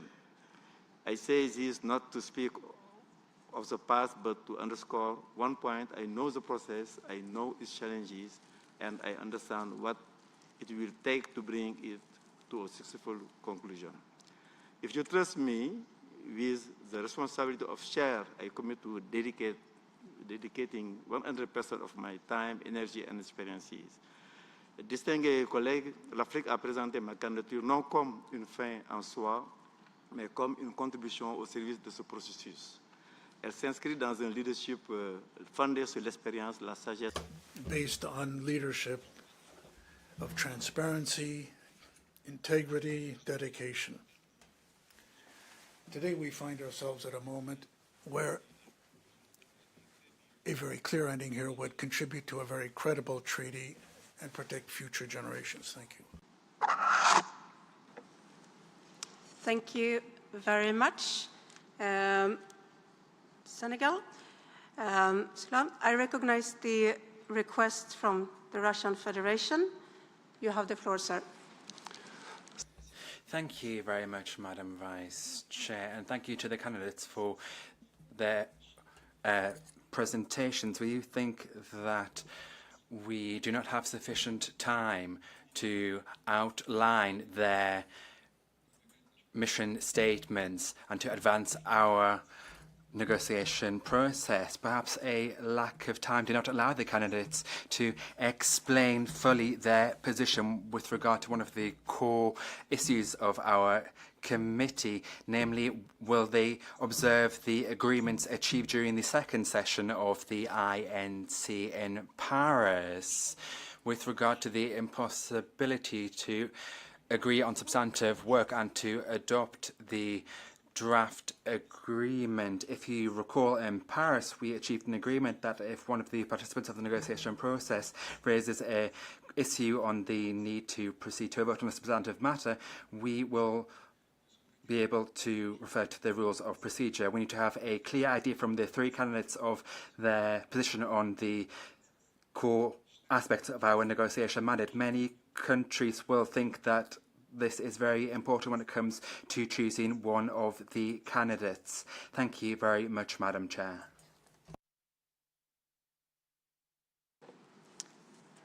Thank you very much. I did make a proposal of suspending the plenary for further consultations. Those consultations are 2 hours. If there are further questions to the candidates from the delegations, I am confident that those candidates will also make themselves available to any further questions during this time. I recognize the delegation from Barbados. Do you still wish to take the floor, sir? You have the floor, sir. Thank you very much, Madam Vice Chair. As one of the smallest delegations here, and actually one of the smallest countries, we have not come here for a campaign proposals. We have come here to vote. We endorse your way forward, that we take the break, that we give the time for the 3 candidates to talk amongst themselves. We come back here at 2 o'clock, as you suggested. We eat lunch in between, or we don't eat lunch. I would rather vote than eat lunch. And we make a decision at 2 o'clock, as you have suggested. We do not believe this is the time to be asking questions to the 3 candidates in this kind of plenary situation, and we would like to endorse your way forward. Thank you very much, Madam Chair.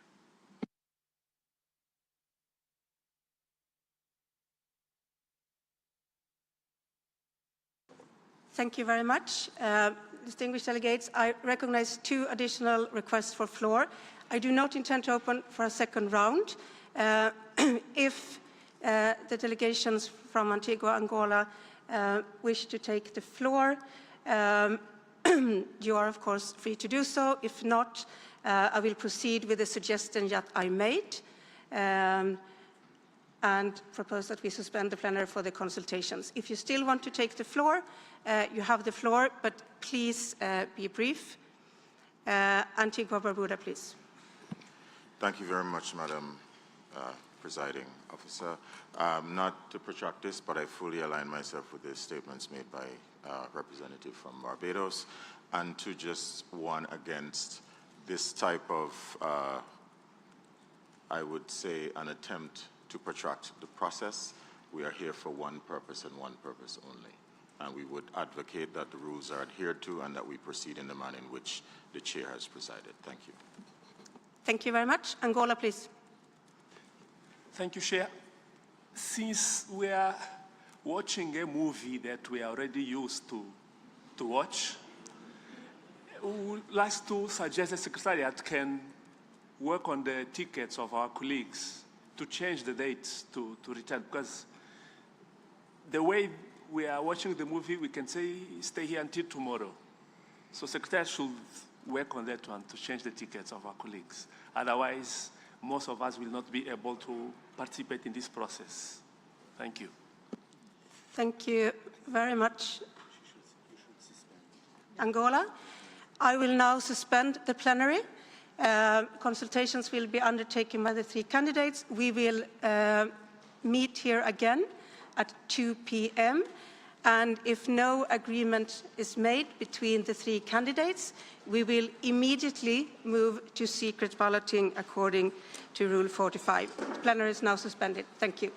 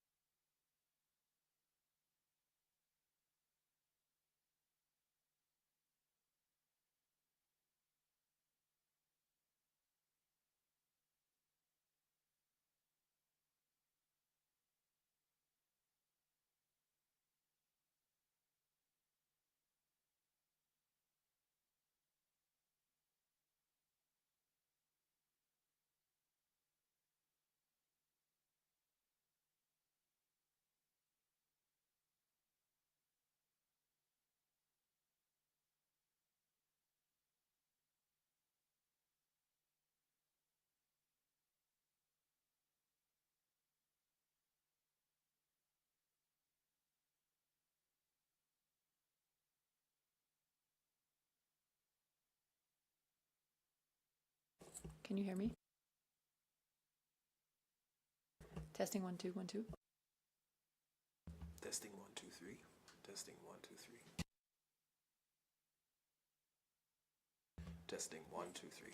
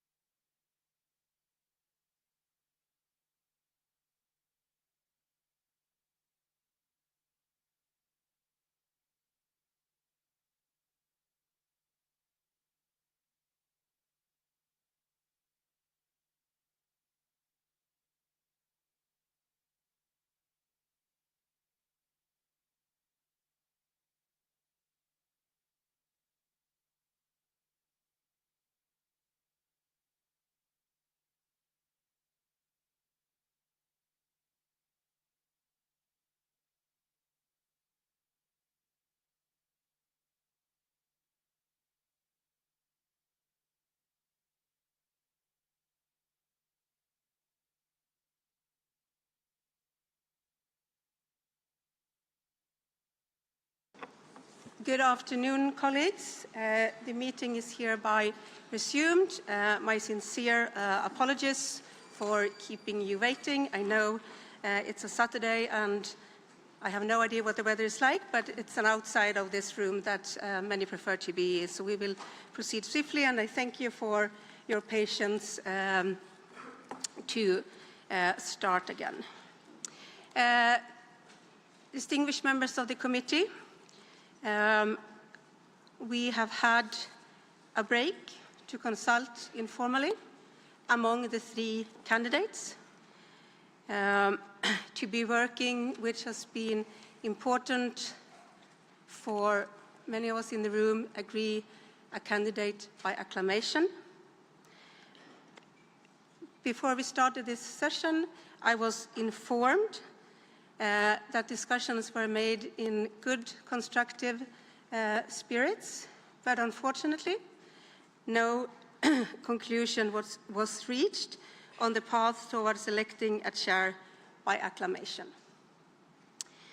You will recall that before suspending the meeting, I had informed the committee that if there was no agreement on identifying a candidate for election by acclamation, we will immediately proceed to election by secret ballot in accordance with Rule 45 of the draft Rules of Procedures. Therefore, we will now proceed to the elections by secret balloting.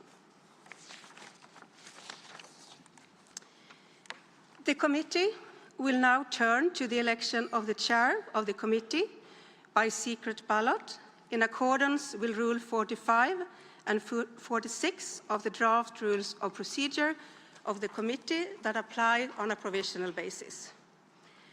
I would like to remind delegates that this is an exclusive in-person meeting and there is no online balloting. In accordance with Rule 45 of the draft Rules of Procedure, which apply provisionally to the work of the committee, all elections shall be held by secret ballot unless, in the absence of any objection, the committee decides to proceed without taking a ballot when there is an agreed candidate. I would like to remind the delegations that for the seat of the chair of this committee, the nominated candidates are Mr. Ndaya Sheikh Silla of Senegal from the African States Group, Ms. Nazia Zaib Ali of Pakistan from the Asian Pacific State Group, and His Excellency Julio Cordano of Chile from the Latin American and Caribbean states.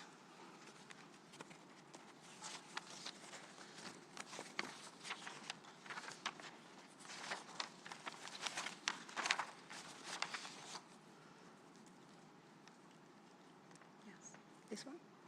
There was SV currently. Did you close this? Yeah, this one. Yeah.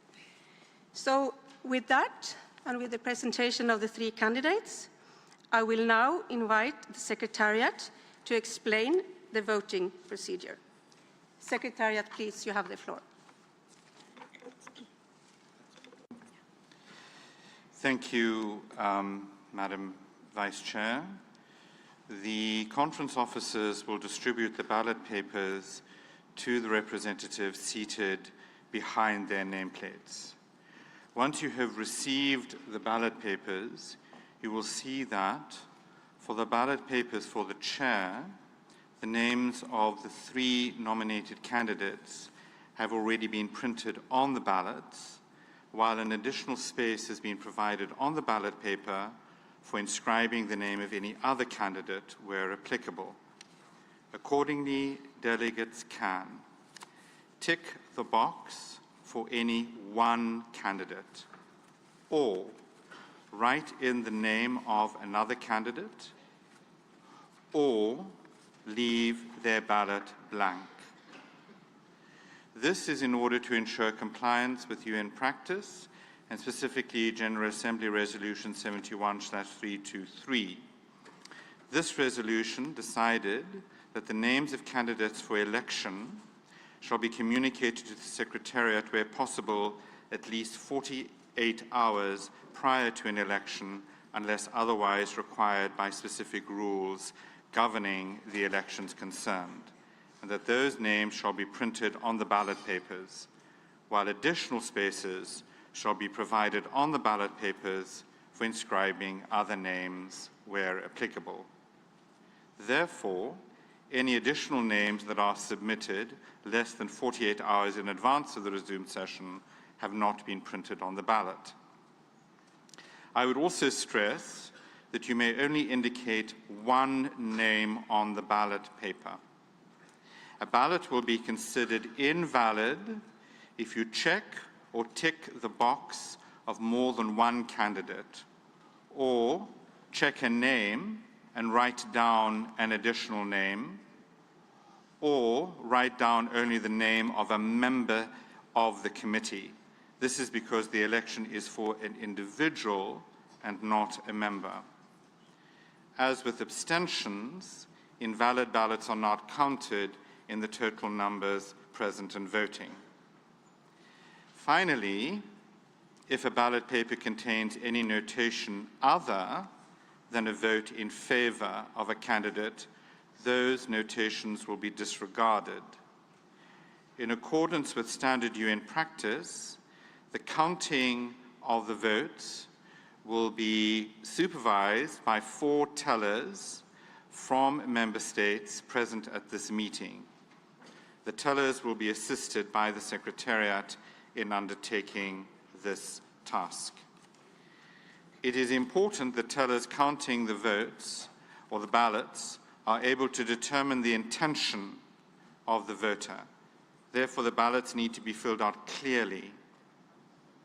If a mistake is made in filling out the ballot paper, the delegation in question should request a new ballot paper from the Secretariat at the front of the room. In doing so, please ensure that you provide the ballot paper with the mistake to the Secretariat, which will be torn up and disposed of by the Secretariat in the presence of the delegate. 2 ballot boxes have been placed at the front of the room where tellers will be able to observe them and the casting of the ballots. For the casting of the ballots, that is when you put your ballot into the ballot box, the Secretariat will call the name of each member following the seating arrangement in the room, starting with the delegation of Albania, and ask the delegates to proceed to the front of the room to cast their ballots. Representatives will be requested to proceed to cast their ballots in an orderly manner using any of the 2 ballot boxes. This will continue until the last representative has cast his or her ballot. Upon casting of the ballot, representatives are requested to return to their seats. Once all the ballots are cast, the presiding officer will declare that the balloting is closed and that no more ballots will be accepted. The presiding officer will then suspend the meeting for about 30 minutes for the tellers, assisted by the Secretariat, to count the ballots.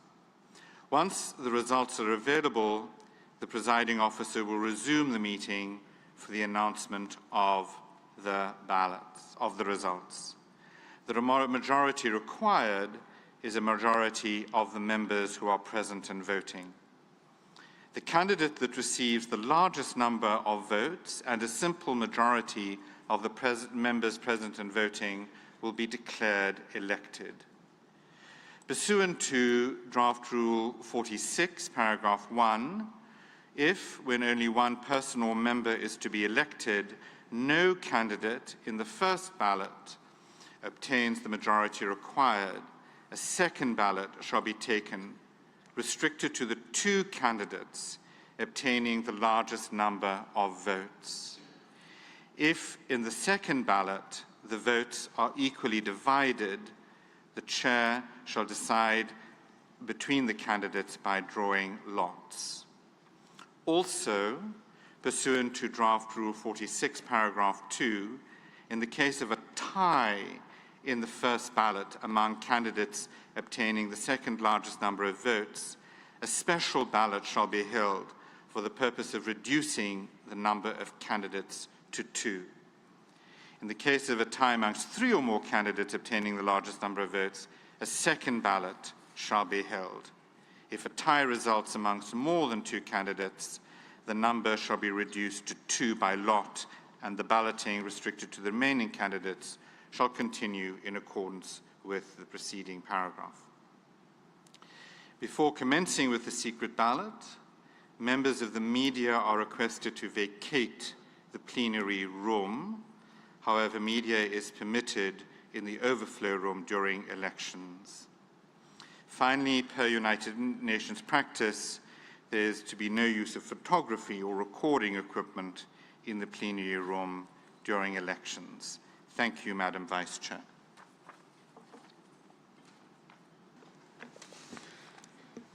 Thank you very much, Secretariat. I take it that we can proceed with the secret balloting in this manner. I see a request from the Russian Federation. Russian Federation, please, you have the floor. Thank you very much, Madam Chair. First and foremost, before we get to the voting, I would just like to ask a question to the legal counsel and to you, Madam. In line with the draft rules of procedure on the basis of which we are, which adopted on the request of Uruguay, I would just, there's the right to vote with regard to Rule 37. As we would recall, in that Article 37, we have parentheses, it's not yet agreed. And in that not yet agreed function, it decides how we will have representatives of regional organizations. I'd like to have clarification from the EU with regard to the fact, are they going to take the practice that every single country of the EU which is present in the room will vote on behalf of itself, and the EU will not therefore vote as a body on behalf of those EU countries? Do I understand that correctly? Because before we move on to the actual voting, we'd like to have a clarification from the EU. We think that that's a principal matter. It's very important, and we need to understand it in order to understand how the plenary is going to move forward. Thank you very much, Madam Chair. Thank you very much to the Russian Federation. I have taken note of your question, which will be responded. I would first give the floor to Chile, who have also requested for the... No, Chile has not requested from the floor. Then I will ask the legal advisor to respond to the question posed on how the EU will be voting. Stadler, please. Thank you very much, Madam Vice Chair. In relation to the election of officers at INC 5.3, the European Union has informed the Secretariat in writing that in the event of a vote by secret ballot, each of its member states will exercise its individual voting right. As at INC 2, the Secretariat will therefore skip the seat of the EU when distributing ballots. Thank you. Thank you very much to the Secretariat for providing that clarification. And I see no further requests from the floor. I will then take it that we can proceed with the secret balloting as presented by the Secretariat. It is so decided. Distinguished delegates, pursuant to Rule 41 of the draft rules of procedure applied provisionally, the chair may permit representative of members to explain their votes either before or after the voting, except when the vote is taken by secret ballot. Accordingly, there will be no statements in explanation of vote before and after the vote. Before we begin the voting process, I would also like to remind members, pursuant to Rule 41 of the draft rules of procedure of the committee applied provisionally, after the chair has announced the beginning of the voting, no representative shall interrupt the voting except on a point of order on the actual conducting of the voting. All delegates are also requested to remain at their seats so that the voting process can proceed in an orderly manner. Ballots will only be distributed at the seats of delegates. Before commencing the secret ballot, I remind all those in the plenary room that no photography and no recording equipment is to be used during the elections. I would also request all members of the media to please vacate the plenary room. Members of the media are permitted to observe elections from the overflow room. I would also like to remind all observers to stay seated while the voting takes place. I will now pause for a minute so that any media representatives are able to leave the room.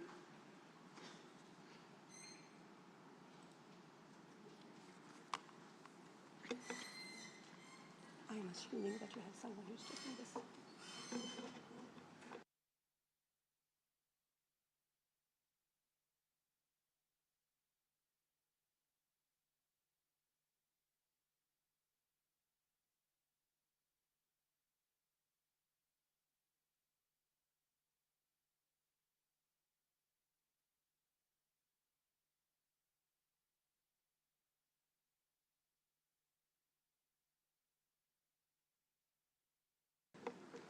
Thank you very much, and the Secretariat has confirmed to me that all media representatives have now left the room. I thank you for your cooperation. Following consultations with the regional groups, I would also like to inform members of the tellers. The tellers are Azerbaijan, Monaco, Canada, and and Serbia. I will repeat that so that was clear. This is the list. Azerbaijan, Monaco, Canada, and Serbia. Thank you. I will now ask the conference officers to distribute the ballot papers. Ballot papers will now be distributed, and the voting has begun.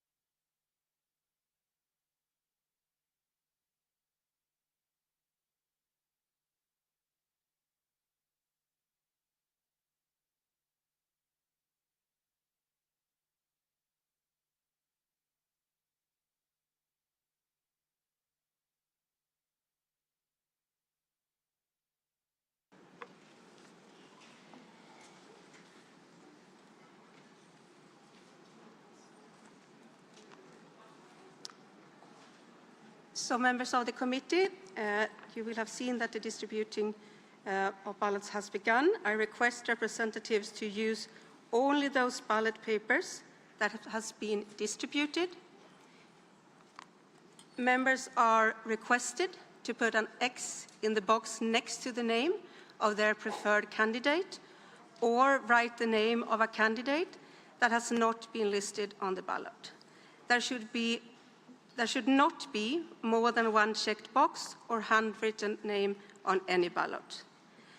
A ballot will be considered invalid if representatives tick or write down more than one name on the ballot, or if they write down only the name of a member, as the election is for an individual and not a member. If a ballot paper contains any note notation other than a vote in favor of one candidate, those notations will be disregarded.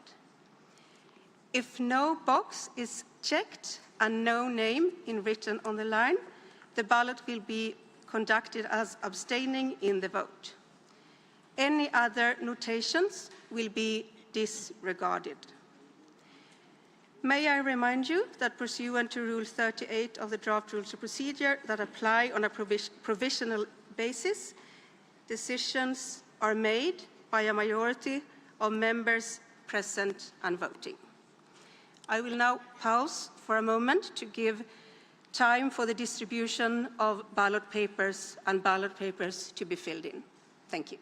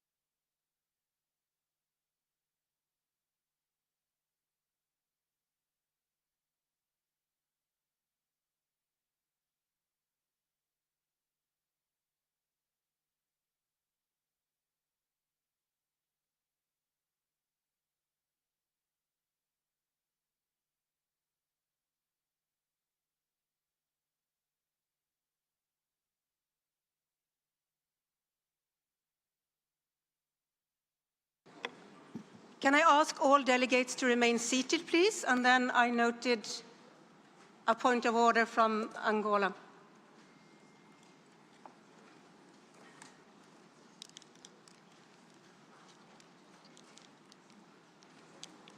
Yeah, was that one, Madam Chair?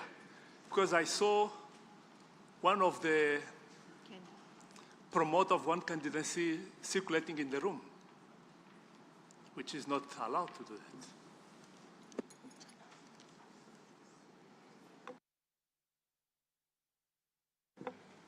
Thank you, Angola, and we meet the same observation from the podium. I will request all delegates to remain seated while we proceed with the secret balloting. Thank you.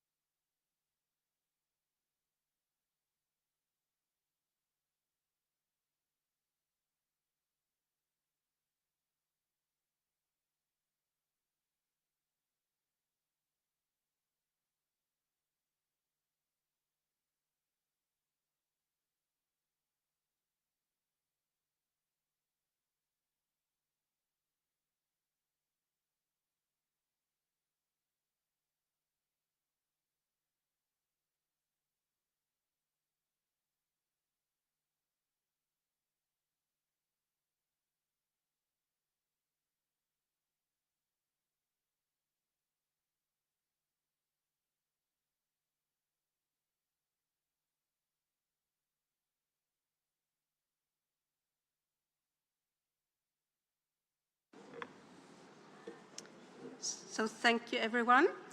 I will now invite the representatives of the following members to act as tellers, and I invite them to approach the podium so that we can verify that the ballot boxes are empty.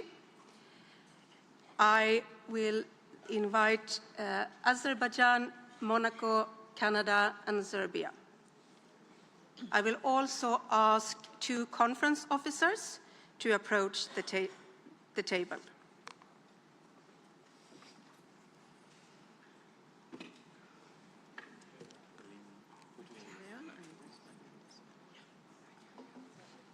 I will let them have a minute for the tellers to gather by the ballot boxes. and the conference officers open the ballot boxes to show the tellers that the boxes are empty. And tellers will then remain standing next to the ballot boxes.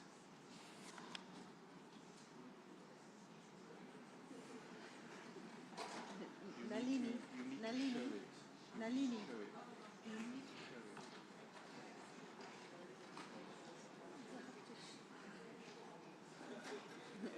Dip it. You have to. So they see it.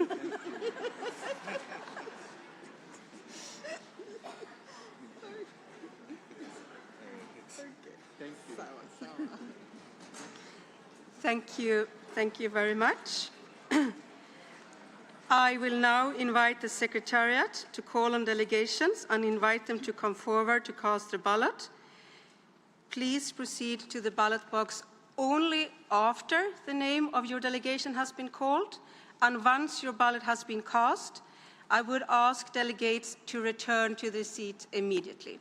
Secretariat, please. Thank you, Madam Vice Chair, presiding. I will now call on each delegation in an alphabetical order, starting with Albania, and I invite them representatives to please come forward to cast your ballot in one of the boxes placed in the front of the room. Please proceed to one of the boxes only after your name has been called, your delegation's name has been called. Once you cast your ballot, I kindly ask that you return to your seats in an orderly manner. And I will now call out the names one by one, starting with Albania, Algeria,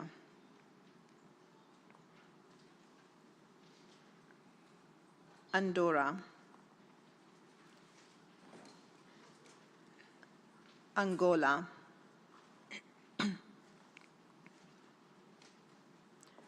Antigua and Barbuda,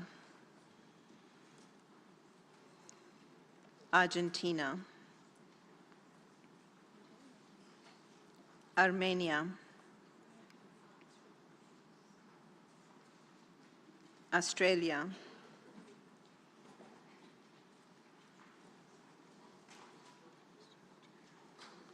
Austria, Azerbaijan,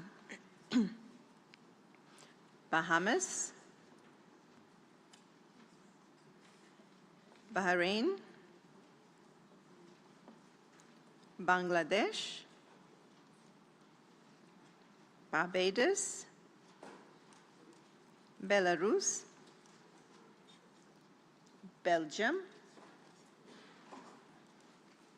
Belize, Benin, Bhutan, Bolivia, Bosnia and Herzegovina, Botswana,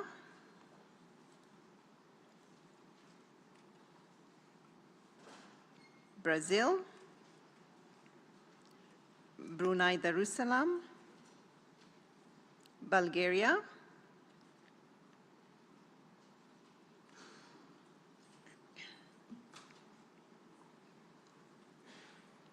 Burkina Faso, Burundi,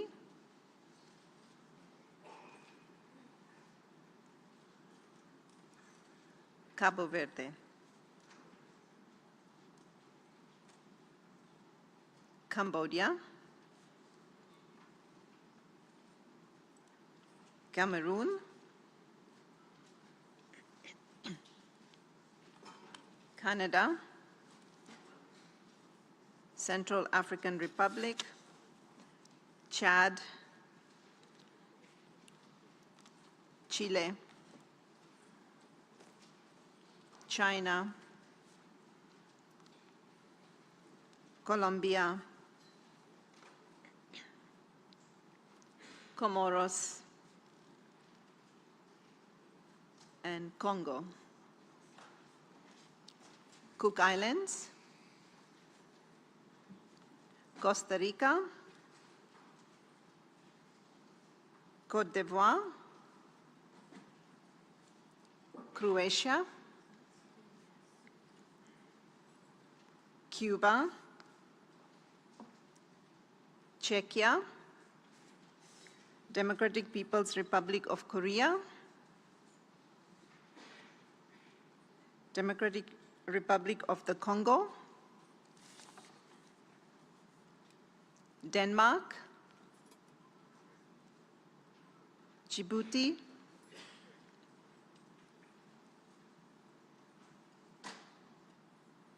Dominica, Dominican Republic,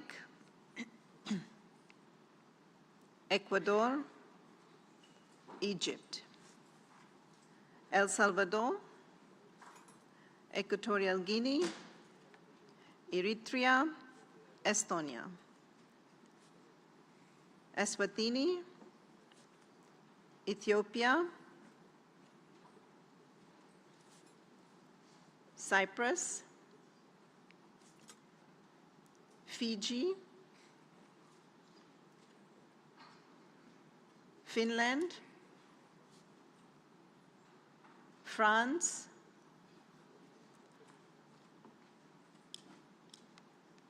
Gabon, Gambia, Georgia, Germany, Ghana, Greece, Grenada, Guatemala, Guinea, Guinea-Bissau, Guyana, Haiti, Holy See, Honduras, Hungary, Iceland, India, Indonesia, Islamic Republic of Iran, Iraq, Ireland, Israel, Italy, Jamaica, Japan, Jordan,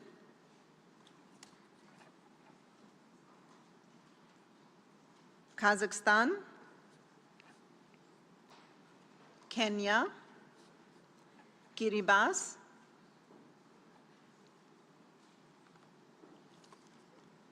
Kuwait, Kyrgyzstan,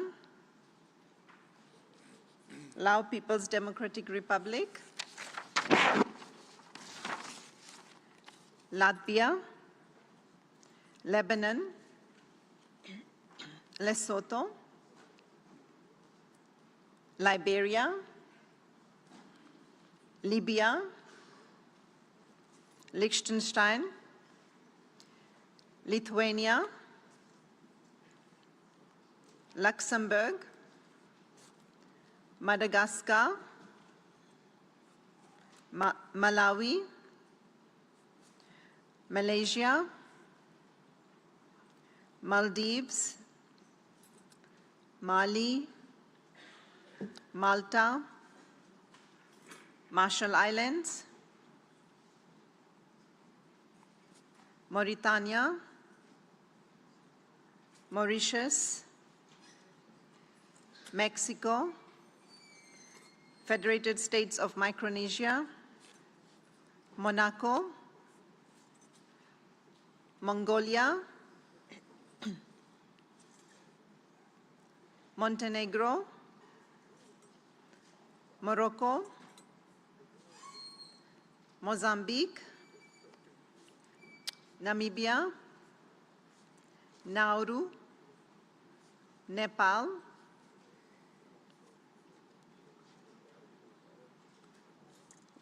Kingdom of the Netherlands, New Zealand, Nicaragua, Niger, Nigeria, Niue, North Macedonia, Norway, Oman, Pakistan, Palau, Panama, Papua New Guinea, Paraguay, Peru, Philippines, Poland, Portugal, Qatar, Republic of Korea, Republic of Moldova, Romania, Russian Federation, Rwanda, St. Kitts and Nevis, St. Lucia, St. Vincent and the Grenadines, Samoa, San Marino, Sao Tome and Principe, Saudi Arabia, Senegal, Serbia, Seychelles, Sierra Leone, Singapore, Slovakia, Slovenia, Solomon Islands, Somalia, South Africa, South Sudan, Spain, Sri Lanka, State of Palestine, Sudan, Suriname, Sweden, Switzerland, Syrian Arab Republic, Tajikistan, Thailand, Timor-Leste, Togo, Tonga, Trinidad and Tobago, Tunisia, Turkey, Turkmenistan, Tuvalu, Uganda, Ukraine,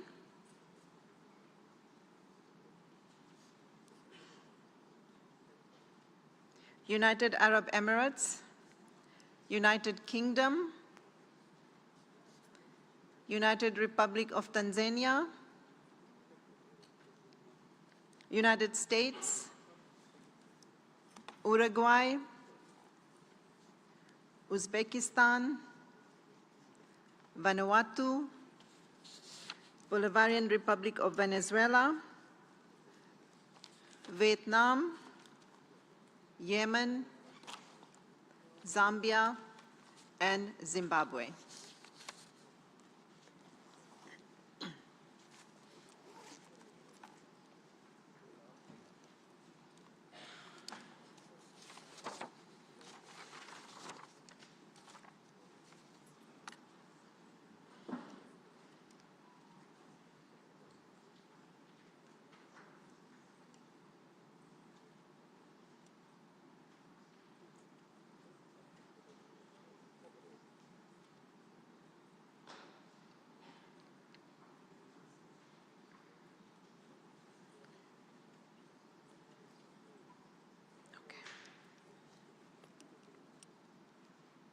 Thank you, Madam Vice Chair. Over to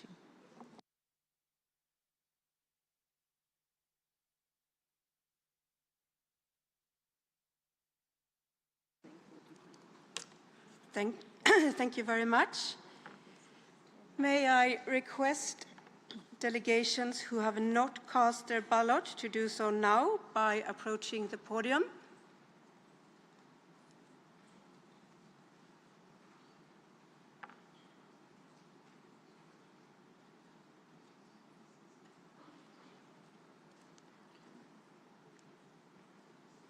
I see no other delegation. The voting is now closed. No more ballot papers will be accepted. I will suspend the meeting for 45 minutes. Delegates, please keep close by. If this goes faster, we need to use our time efficiently. But with that, I will suspend the meeting for 45 minutes.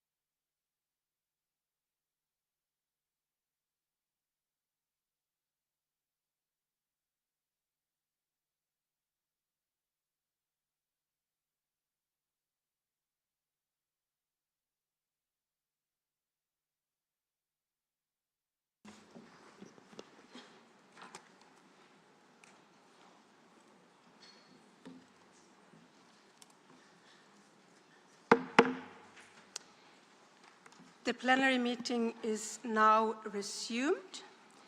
The result of the vote is as follows. Number of ballot papers, 156. Number of invalid ballots, 0. Number of valid ballots, 156. Abstentions, 1. Number of members present and voting, 155. Required majority, 78. Numbers of votes obtained, Julio Cordano, Chile, 73. Sheikh Ndaya Silla, Senegal, 48. Nazia Zaib Ali, Pakistan, 34. Distinguished committee, since none of the candidates received required majority in accordance with Rule 46, paragraph 1 of the draft Rules of Procedure, a second ballot is required, restricted to the 2 candidates obtaining the largest number of votes in the first ballot. The second ballot will therefore be restricted to Julio Cordano of Chile, Ndaya Sheikh Silla of Senegal. Committee, with your indulgence, before we proceed to the second round of the secret ballot, I would like to ask for your indulgence to suspend the plenary for 15 minutes, and I will invite the 2 candidates to meet me at my office at the second floor. I don't know the room number, and you can follow me. I hope that is agreeable to everyone as a way forward. And as earlier today, if no agreement have been reached, we will then immediately proceed to the second round of a secret ballot. I see no objections to that proposal. We will therefore suspend the plenary for 15 minutes. And I would kindly ask Mr. Julio Cordano and Nadia Sheikh Silla to meet me for a short meeting. Thank you.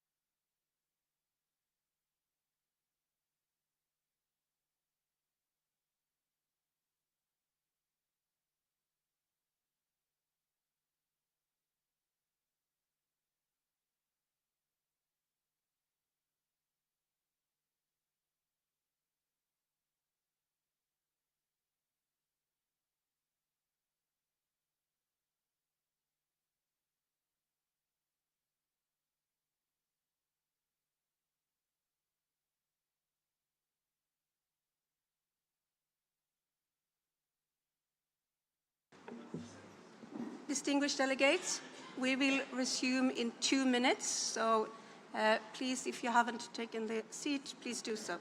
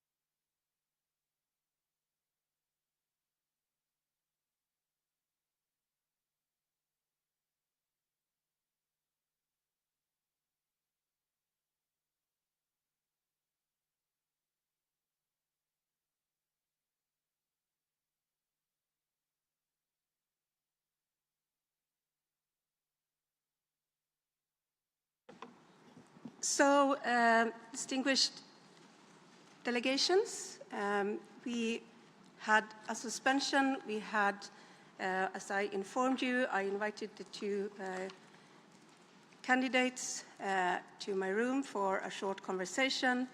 I also believe that the discussions continued in the corridors.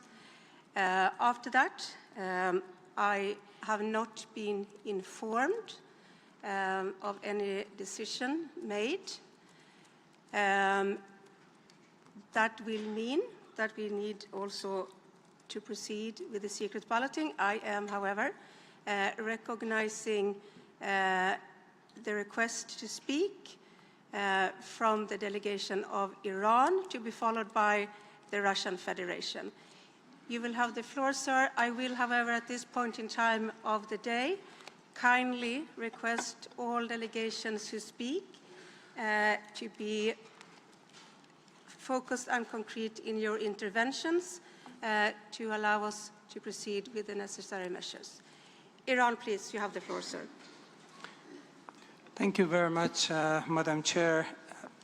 Immediately after the result was announced by you from the podium, different regional groups started, some more consultation, and of course, through your initiative, you tried to bring the two remaining candidates to a position that maybe we can have only a single candidate and approve it and adopt it, through acclamation. These consultation is still going on, and our group of LMC, together with Arab groups, with African group, and I've seen that even African group and GRULAC, they are eagerly, talking to our groups to find a way out and to get the support of others.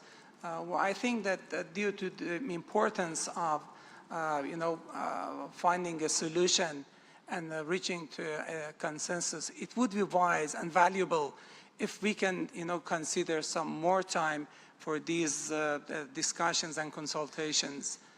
So if you can consider this humble request, we would appreciate it. I'm sure that this would be the request of other groups. Thank you. Thank you, Iran. I will now invite the Russian Federation. You have the floor, sir. Thank you very much, Madam Vice Chair. Now, consultations are ongoing among some groups of countries on how the voting will unfold. We have a decisive moment before us, so we can have one or two candidates, and so it's important to give time to for these conclusions to end. I would like to ask you to give us a bit more time. If for any reason you cannot give us more time, then perhaps you could do a formal request to suspend the session in accordance with the rules of procedure. Thank you very much. Thank you very much to the Russian Federation. I hear the request for more time. Distinguished colleagues, members of the committee, we had prepared for this session for almost 3 months. Extensive consultations has been ongoing during those 3 months, during the last 2 days. We have, at 2 occasions today here, suspended the session for even more consultations. We are here for a one-day meeting, and we are reaching the end of that meeting. I do hear, as I think the distinguished delegate from Iran expressed it, a humble request to look for more time. As you are aware, and as we learned from the first round of the secret balloting also takes time. We will have to proceed to the secret balloting if no agreement is raised. I have ever heard the request. I will consult with the Secretariat on any further opportunities. So if you give me 2 minutes, I will discuss this with Secretariat. In the meantime, during these 2 minutes, I am incredibly grateful if you can send the messages to the regions now undertaking the consultations that we are running out of time, and I would really kindly request those consultations to be able to conclude and come back to me with a strong message. So while I take the opportunity to consult with the Secretariat, I kindly also request to pass that message to the ongoing consultations. We will have to proceed. Thank you.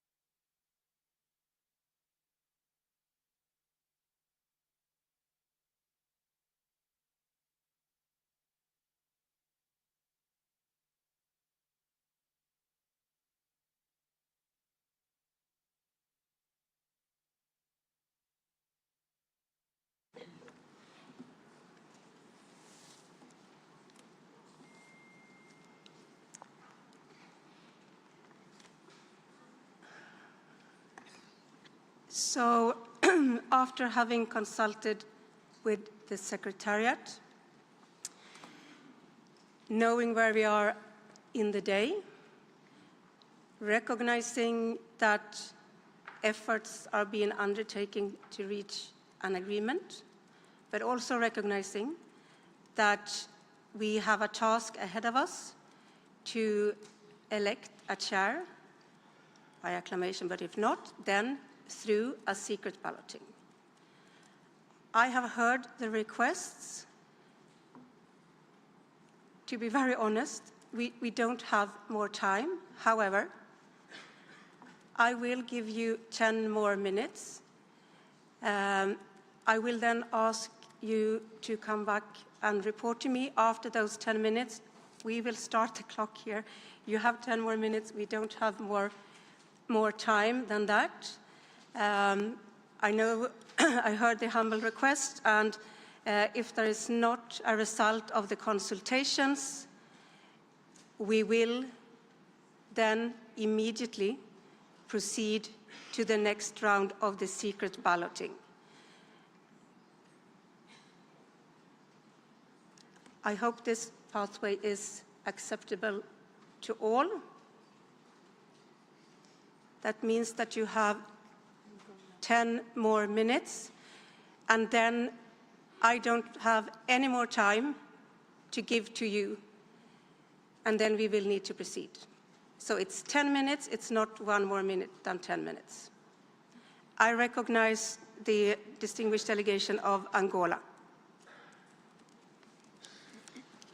Thank you, Chair. Just a question. In the first round, we had the European countries not participating and going to scrutinize. Now we have Asia Pacific not participating. Will they be part of the team surveilling the ballots, or still the same? Thank you. Thank you for that question. We will have the same tellers as we had the first round of the balloting. Thank you. I saw no objections to my proposal. It's 5:10. We will then break until 5:20. If no agreement has been made, we will proceed to undertake immediately the secret balloting. Thank you. The session is suspended for 10 minutes.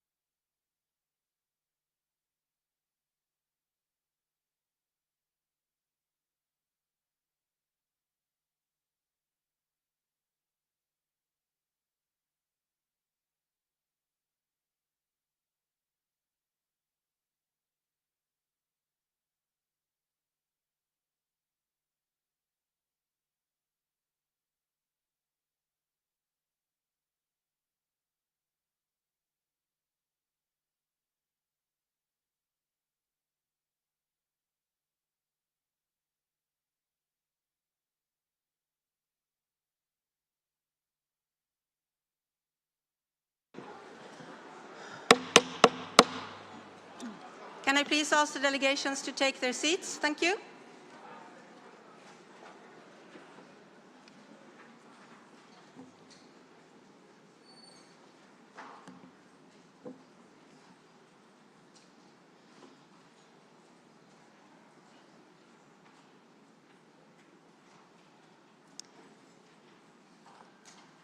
So we are now resuming the session.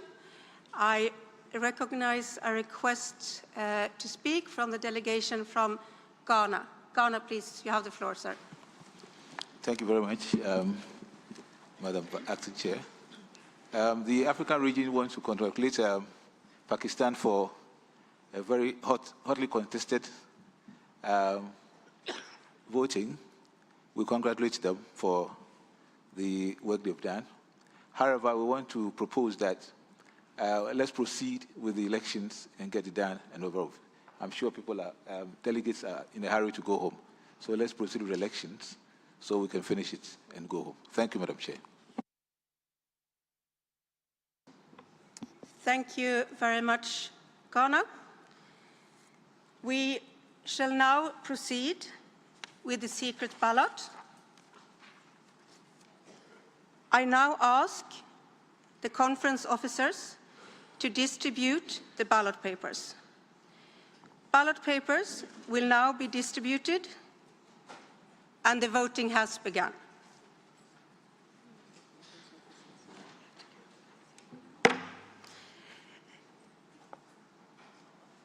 Where are we? Okay.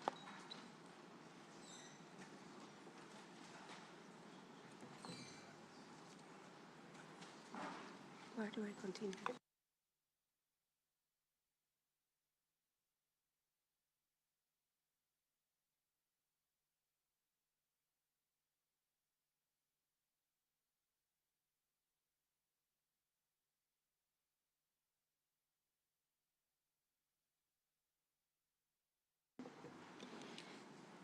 The conference officers will now begin the distribution, and we will need to pause while they are doing so.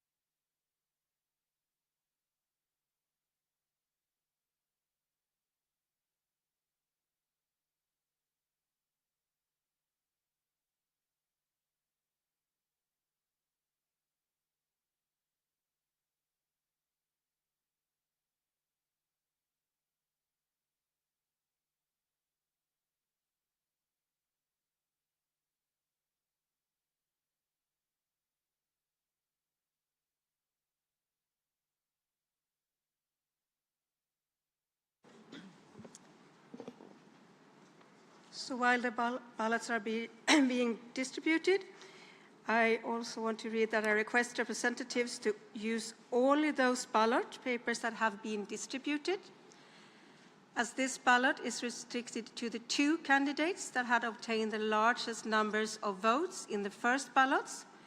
Members are requested to put an X in the box next to the name of their preferred candidate. There should not be more than 1 checked box at any ballot. The ballot will be considered invalid if representatives tick or check more than 1 name on the ballot. If a ballot paper contains any notation other than a vote in favor of one of the candidates, those notations will be disregarded. If no box is checked, the ballot will be counted as abstaining in the vote. Any other notations will be disregarded.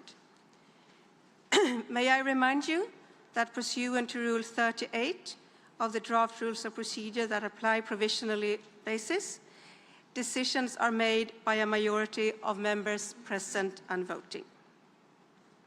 I will pause to allow for distribution of the ballots.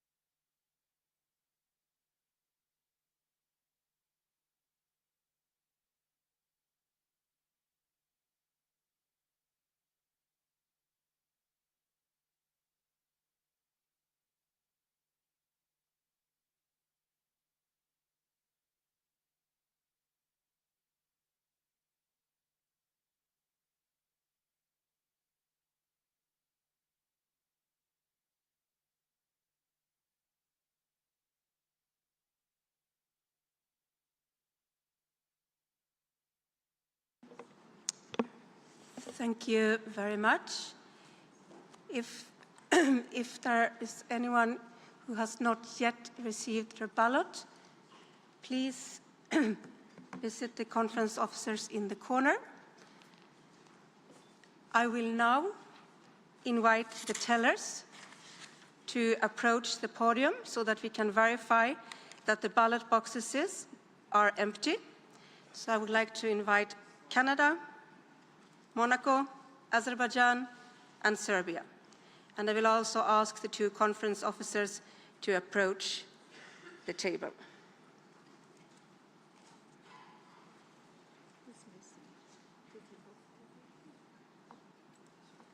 Are we missing a teller?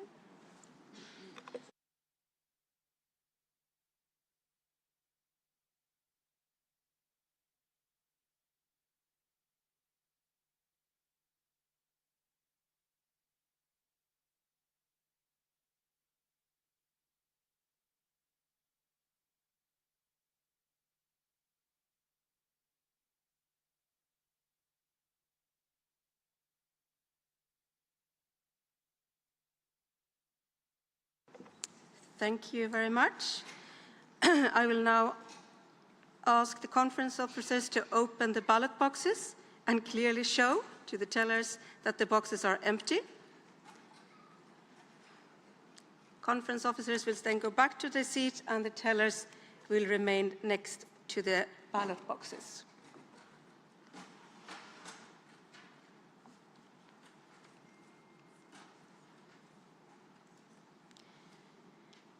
I will then invite the Secretariat to call on delegations and invite them to come forward to cast their ballot.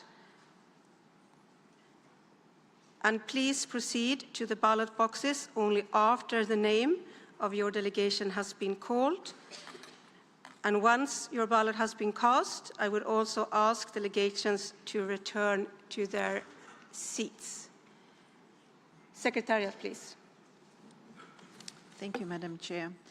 I will begin with Albania, Algeria, Andorra,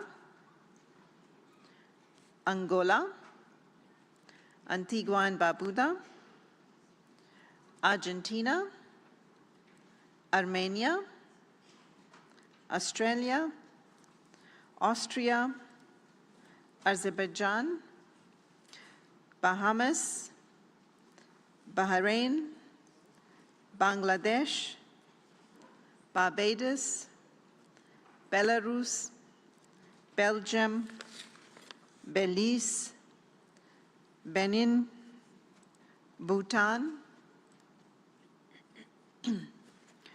Plurinational State of Bolivia, Bosnia and Herzegovina, Botswana, Brazil, Brunei Darussalam, Bulgaria, Burkina Faso, Burundi, Cabo Verde, Cambodia, Cameroon, Canada, Central African Republic, Chad, Chile, China, Colombia, Comoros, Congo, Cook Islands, Costa Rica, Cote d'Ivoire, Croatia, Cuba,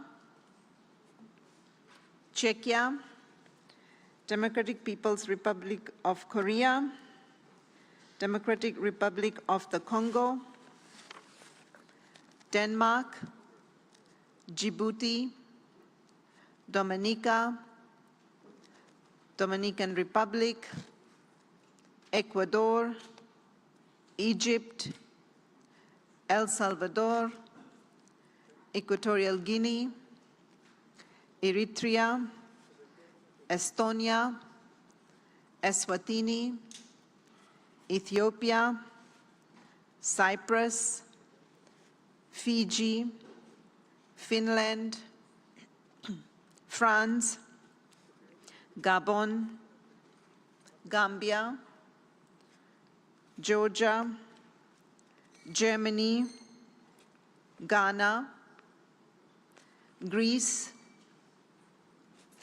Grenada, Guatemala, Guinea, Guinea-Bissau, Guyana, Haiti, Holy See, Honduras, Hungary, Iceland, India, Indonesia, Islamic Republic of Iran, Iraq, Ireland, Israel, Italy, Jamaica, Japan, Jordan, Kazakhstan,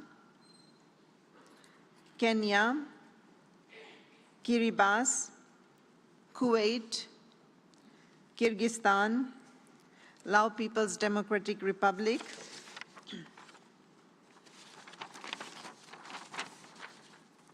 Latvia, Lebanon, Lesotho, Liberia, Libya, Liechtenstein, Lithuania, Luxembourg, Madagascar, Malawi,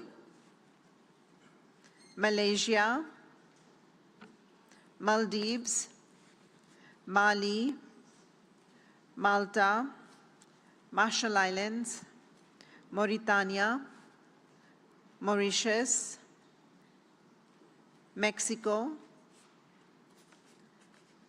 Federated States of Micronesia, Monaco, Mongolia, Montenegro, Morocco, Mozambique, Namibia, Nauru, Nepal, Kingdom of the Netherlands, New Zealand, Nicaragua, Niger, Nigeria, Niue, North Macedonia, Norway, Oman, Pakistan, Palau, Panama, Papua New Guinea, Paraguay, Peru, Philippines, Poland, Portugal, Qatar, Republic of Korea, Republic of Moldova, Romania, Russian Federation, Rwanda, St. Kitts and Nevis, St. Lucia, St. Vincent and the Grenadines, Samoa, San Marino, Sao Tome and Principe, Saudi Arabia, Senegal, Serbia, Seychelles, Sierra Leone, Singapore, Slovakia, Slovenia, Solomon Islands, Somalia, South Africa, South Sudan, Spain, Sri Lanka, State of Palestine, Sudan, Suriname, Sweden, Switzerland, Syrian Arab Republic, Tajikistan, Thailand, Timor-Leste, Togo, Tonga, Trinidad and Tobago, Tunisia, Turkey, Turkmenistan, Tuvalu, Uganda, Ukraine, United Arab Emirates, United Kingdom, United Republic of Tanzania, United States, Uruguay, Uzbekistan, Vanuatu, Bolivarian Republic of Venezuela, Vietnam, Yemen, Zambia, and Zimbabwe. Thank you, Madam Chair.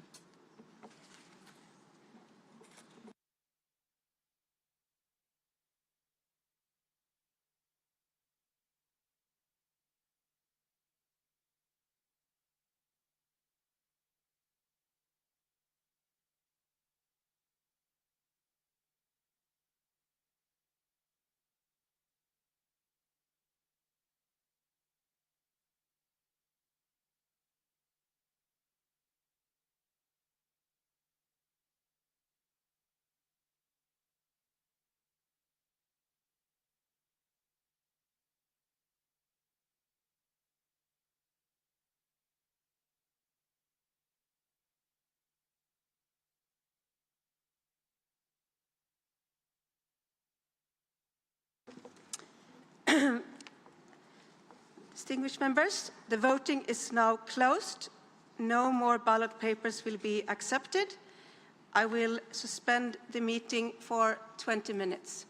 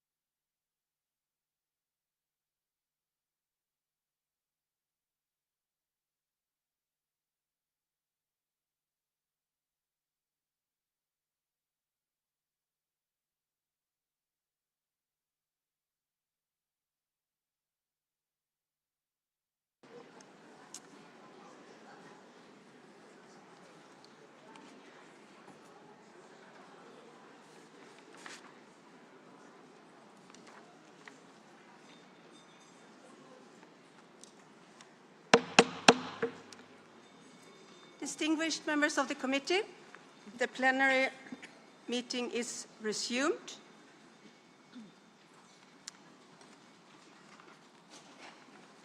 I note that people are walking into the room, so I will speak slowly for 20 seconds and allow people to take a seat. Thank you very much. And then I will read the result from the teller's report. Number of ballot papers, 151. Number of invalid ballots, 2. Number of valid ballots, 149. Abstentions, 4. Number of members present and voting, 145. Required majority, 73. Numbers of votes obtained: Julio Cordano, Chile, 92. Ndaya Sheikh Sula, Senegal, 53.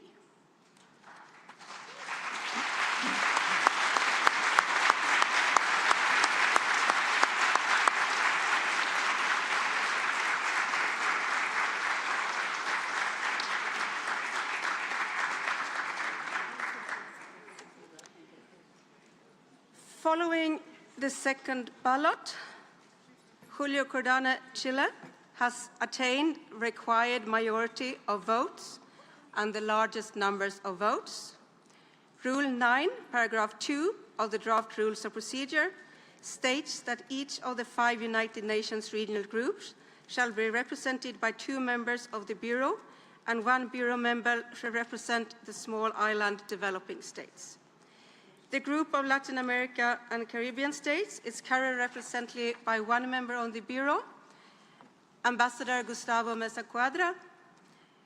Thus, His Excellency Cordano's election aligns with the regional group representation requirements set out in Rule 9, paragraph 2 of the draft rules of procedure.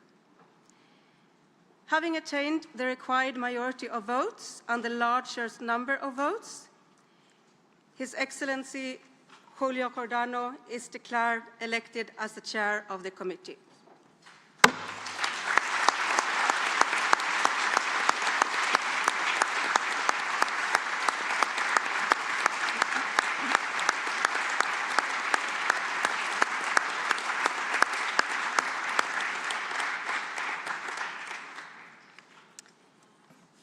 I warmly congratulate Ambassador Cordano on his selection of the chair of the committee. And I recognize that the delegation of Senegal has asked for the floor. Senegal, please, you have the floor. Merci. Thank you, Vice Chair.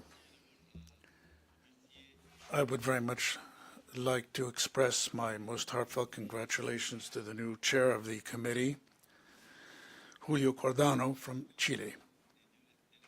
Let me thank all of the delegations as well for the excellent spirit in which this election was held.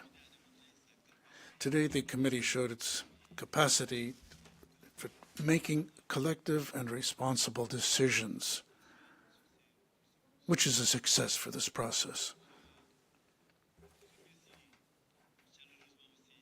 I'd also like to warmly thank the African group, all of them, especially the Team Afrique, which led this campaign. It was an African group campaign, and not just Senegal. Let me also thank the government of Senegal and our ambassador present here, as well as his team, as well as the Minister of Foreign Affairs of Senegal for all of the work, all of the contacts of countries that they carried out. Let me thank all of the delegations that voted for Africa. It wasn't an election for Senegal, it was an election for Africa as a whole.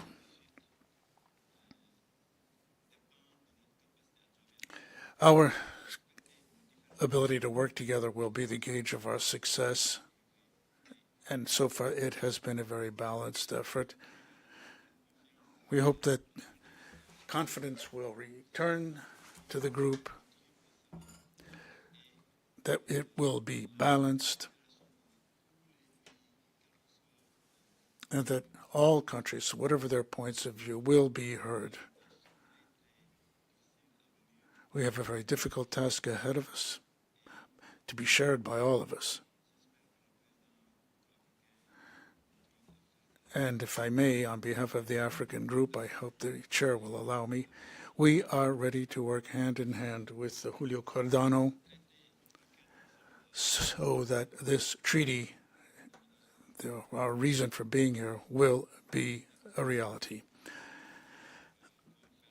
And I hope that all the other regional groups will do the same, so that by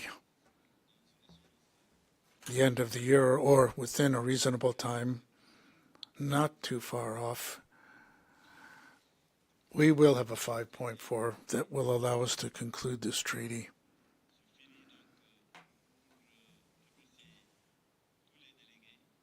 Again, I thank one and all, and I wish all success to President Cardano.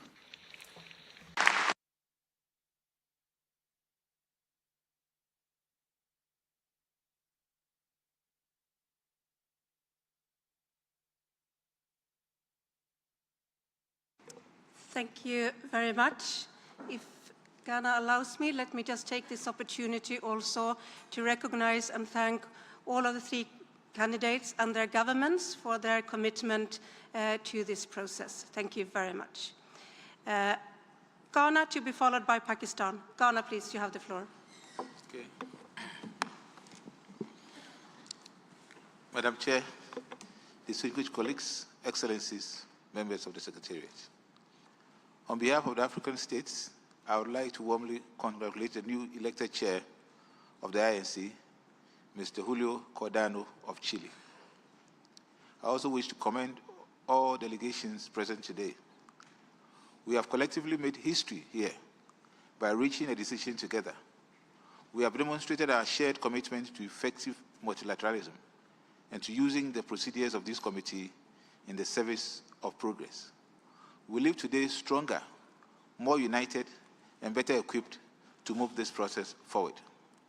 Africa calls upon all delegations to lend their full support to the new chair, to the integrity of the process, and to the unity around our shared objective. We conclude this session proud of the integrity we demonstrated throughout this election and encourage that the resolve demonstrated today can inspire renewed cooperation in the work ahead. I thank you, distinguished colleagues, and Madam Chair. Thank you very much, Ghana. I will now give the floor to the delegation of Pakistan to be followed by Argentina. Pakistan, please, you have the floor. Thank you, Chair. Pakistan takes note of the outcome of the elections and congratulates Ambassador Julio Cardano on his election as chair. We assure him of Pakistan's full cooperation and support in steering the INC toward an ambitious and workable outcome. As we move into the next phase, Pakistan reiterates that the plastics challenge is global, but countries are responding with different capacities at different stages of development and under different economic and geographical realities. For Pakistan, inclusivity and transparency remains essential. No region or group should feel sidelined, and all voices must be fully reflected in the work ahead. We thank all delegations for their encouragement extended to Pakistan. We assure full support to member states to tackle plastic pollution. And once again, thanks to all the delegations who supported Pakistan and the other delegations who encouraged Pakistan for their Pakistan's candidature. Once again, many congratulations to Ambassador Julio Cardano for his success and selection as the chair of INC. Thank you very much.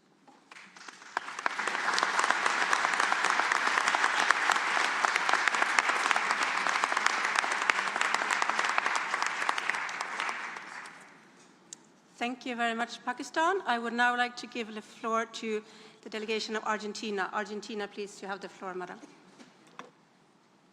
Gracias, Thank you, Vice Chair. First of all, we would like to extend our congratulations to the new chair, Julio Cordano, and express our best wishes for all success in his work. We'd also like to acknowledge all of the effort that was made over these past months and during this session, as well as the flexibility shown by candidates in order to come to a common decision. Nevertheless, we are deeply sorry that we were not able to reach this decision by consensus.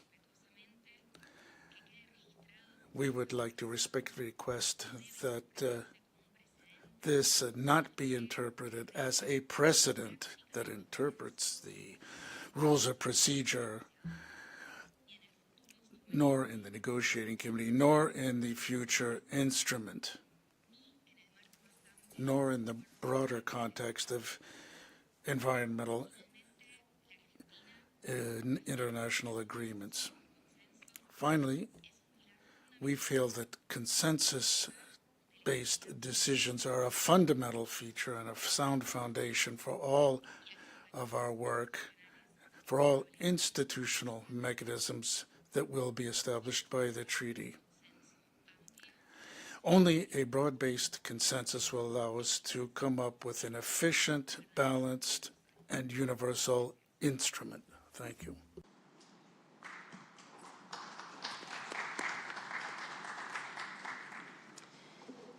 Thank you very much, Argentina.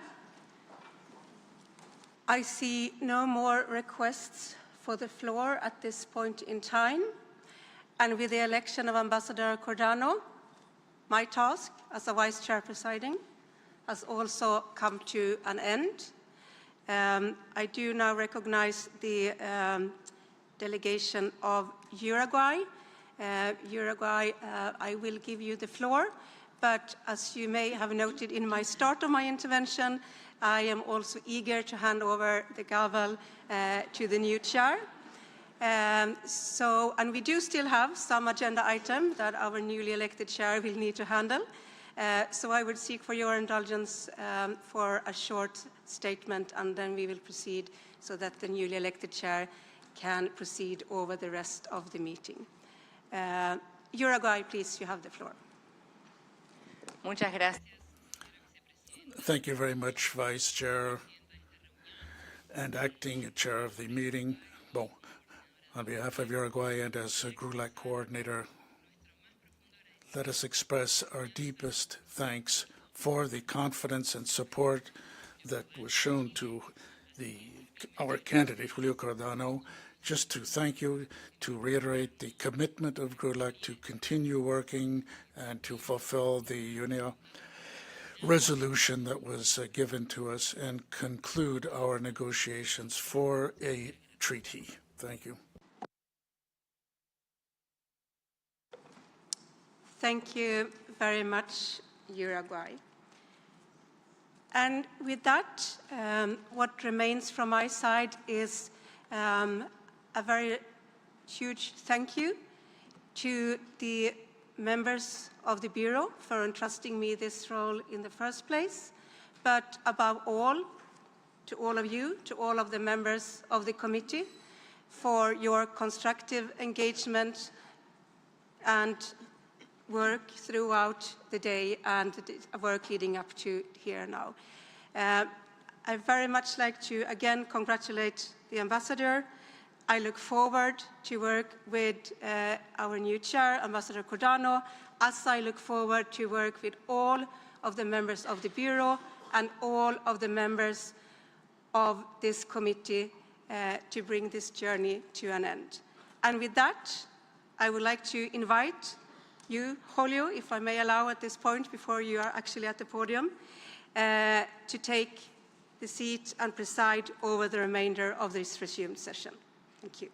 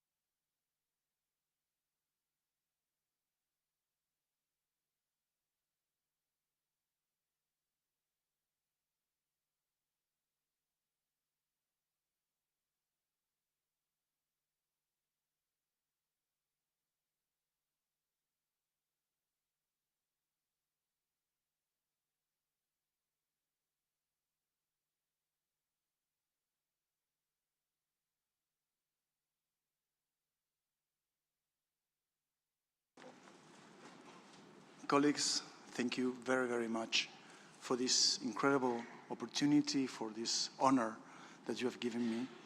And as you know, we are closing, very, very close to the end of this meeting, and we have a couple of items still to cover.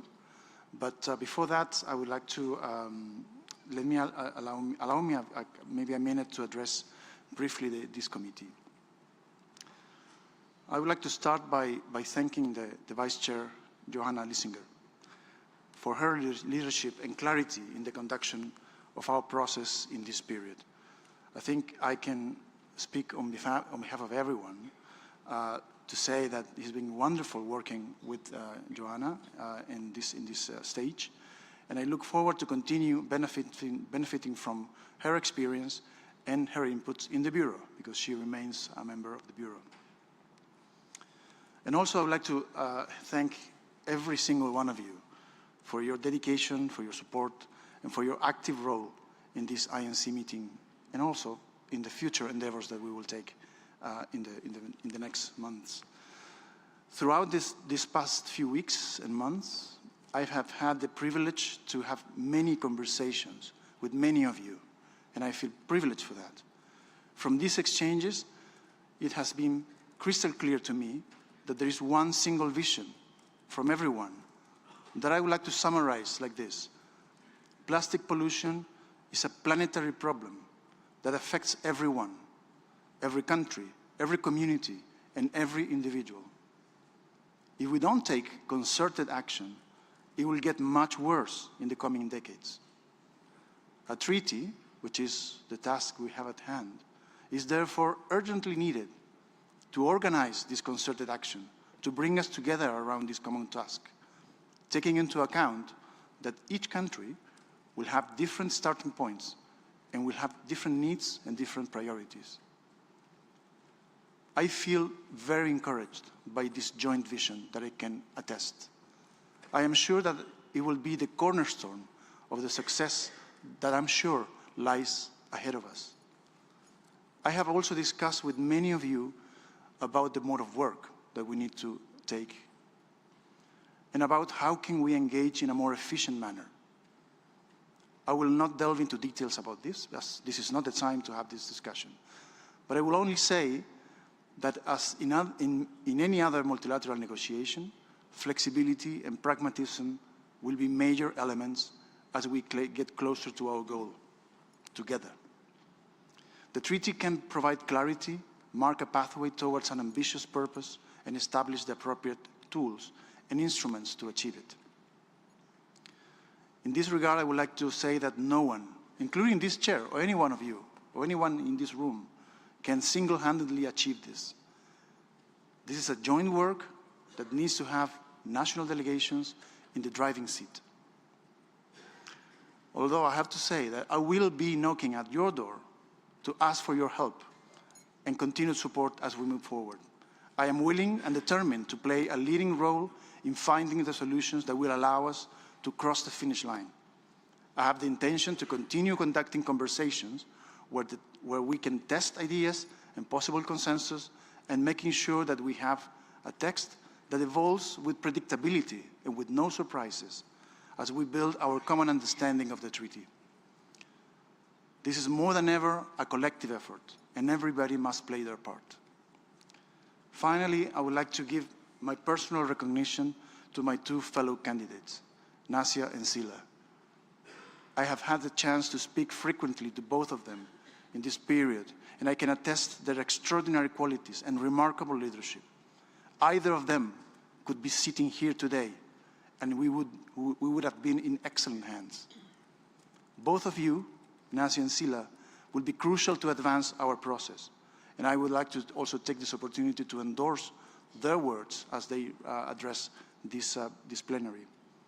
I trust that I will continue enjoying your companionship and friendship to work together in this common task. And thank you, everybody, for being here and for working together. Thank you.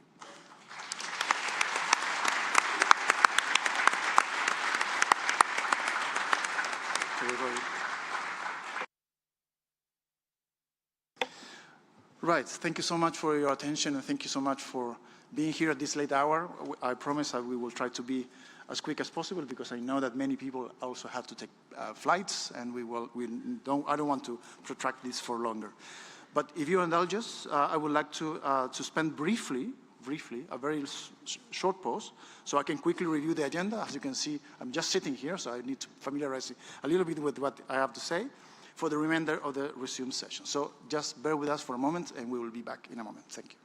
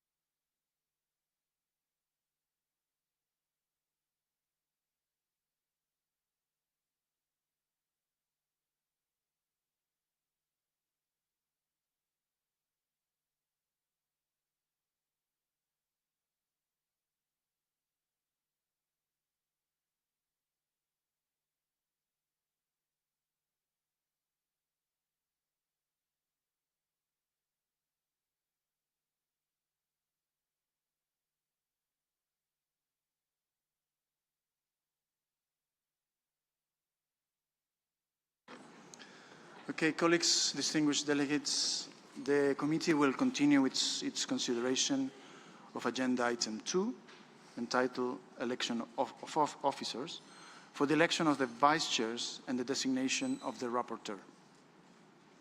Regarding the candidates for vice chair, I have been informed of the following. For the one seat of the small island developing states, the one candidate nominated is Mr. Leroy Christian of Antigua and Barbuda.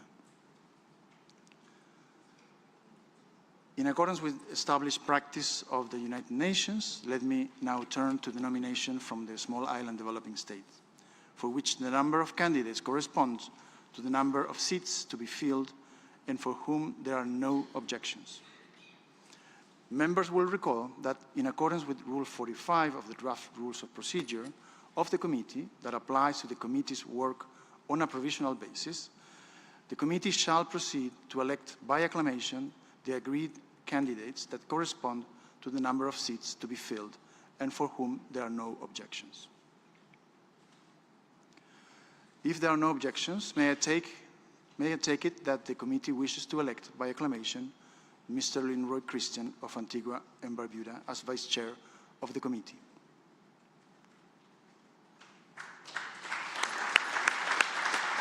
I see no objections, so it is so decided.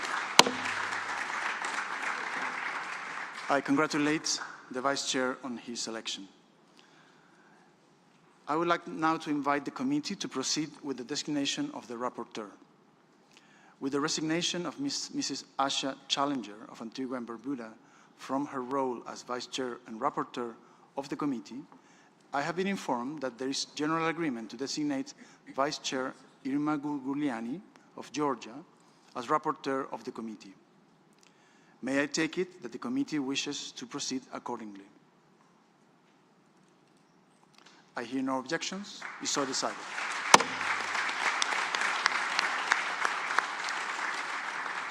On behalf of the committee, I congratulate Irma on her designation as rapporteur of the committee, and I invite her to take her seat at the podium.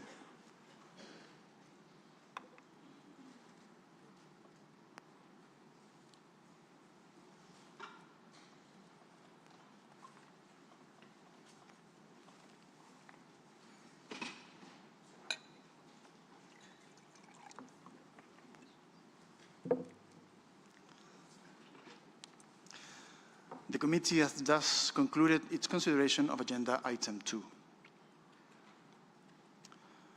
And now we're closing the Agenda Item 2.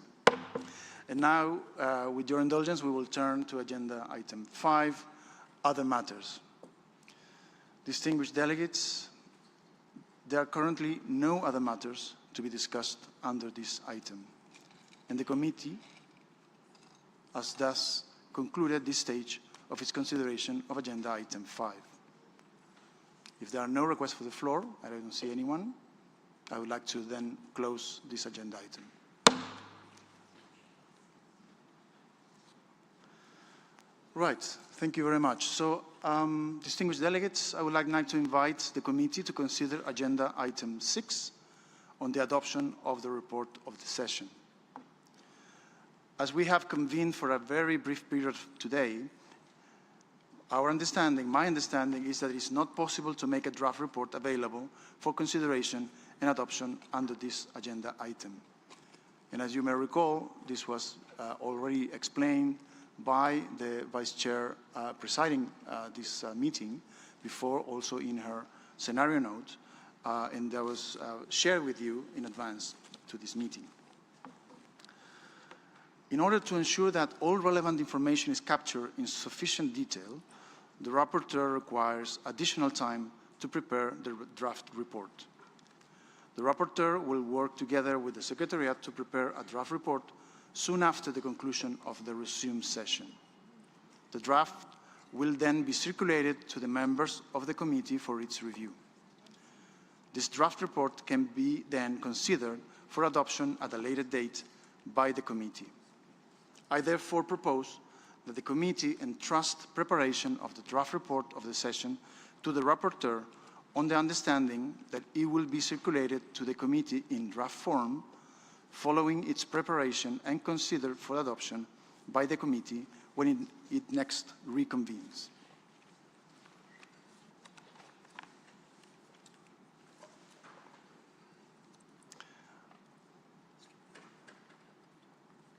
I therefore propose that the committee entrust preparation of the draft report of the session to the rapporteur, as I was saying, in the understanding that will be circulated. So I see no objections, so it's so decided. This concludes our consideration of agenda item 6. Right, colleagues, we have reached the moment where we go to agenda item 7, closure of the session. Distinguished delegates, we have reached our final agenda item for today, item 7. In the interest of time and in recognition of the nature of today's resumed session, I propose that we conclude the session without closing statements from members, groups of members, or observers.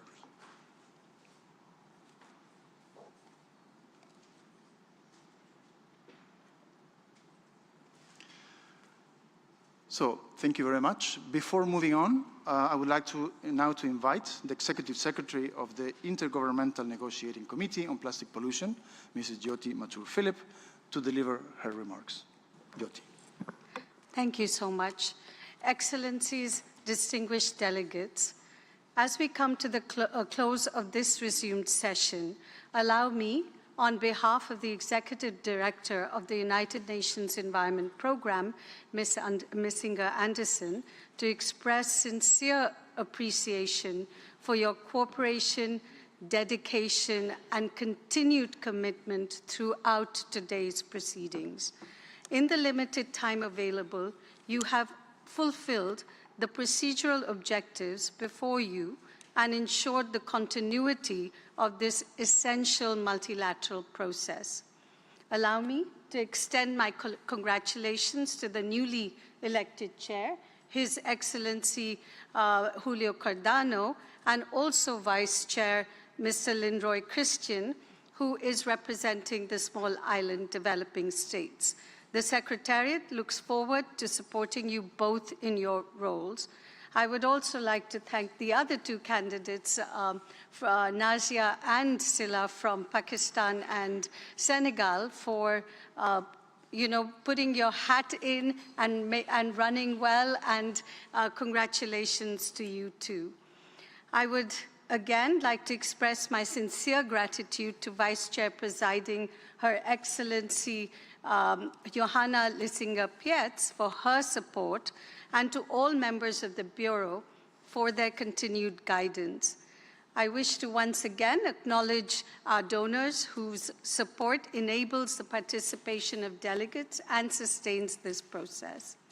Finally, I am proud to say that we have brought together yet again an experienced team from many different UNEP divisions, multilateral environment agreements, and of course, the conference services and UN security teams to support the session alongside the extremely dedicated colleagues of the INC Secretariat.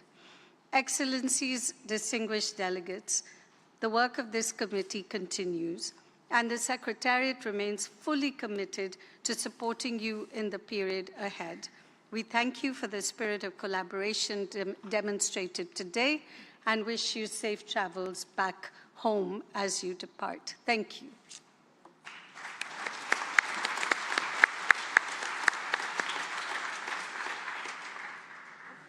Thank you very much, dear Jyoti. So, distinguished delegates, that brings us to the end of the third part of the resumed fifth session of the Intergovernmental Negotiating Committee to develop an international legally binding instrument on plastic pollution, including in the marine environment. I would like once again to thank everyone for your support and look forward to progress being made in the weeks and months to come.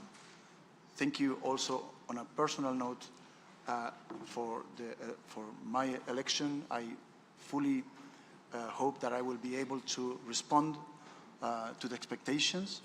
As I've been saying to many of you, I believe that we are not far from a very successful outcome. We're not far in time or in positions. And if we work together, I think we can really make something that is going to be durable, meaningful, and it will be a testament for the future generations. So with that positive note, I want to thank you again very, very much. This meeting is now adjourned to be resumed at a later date and venue to be determined.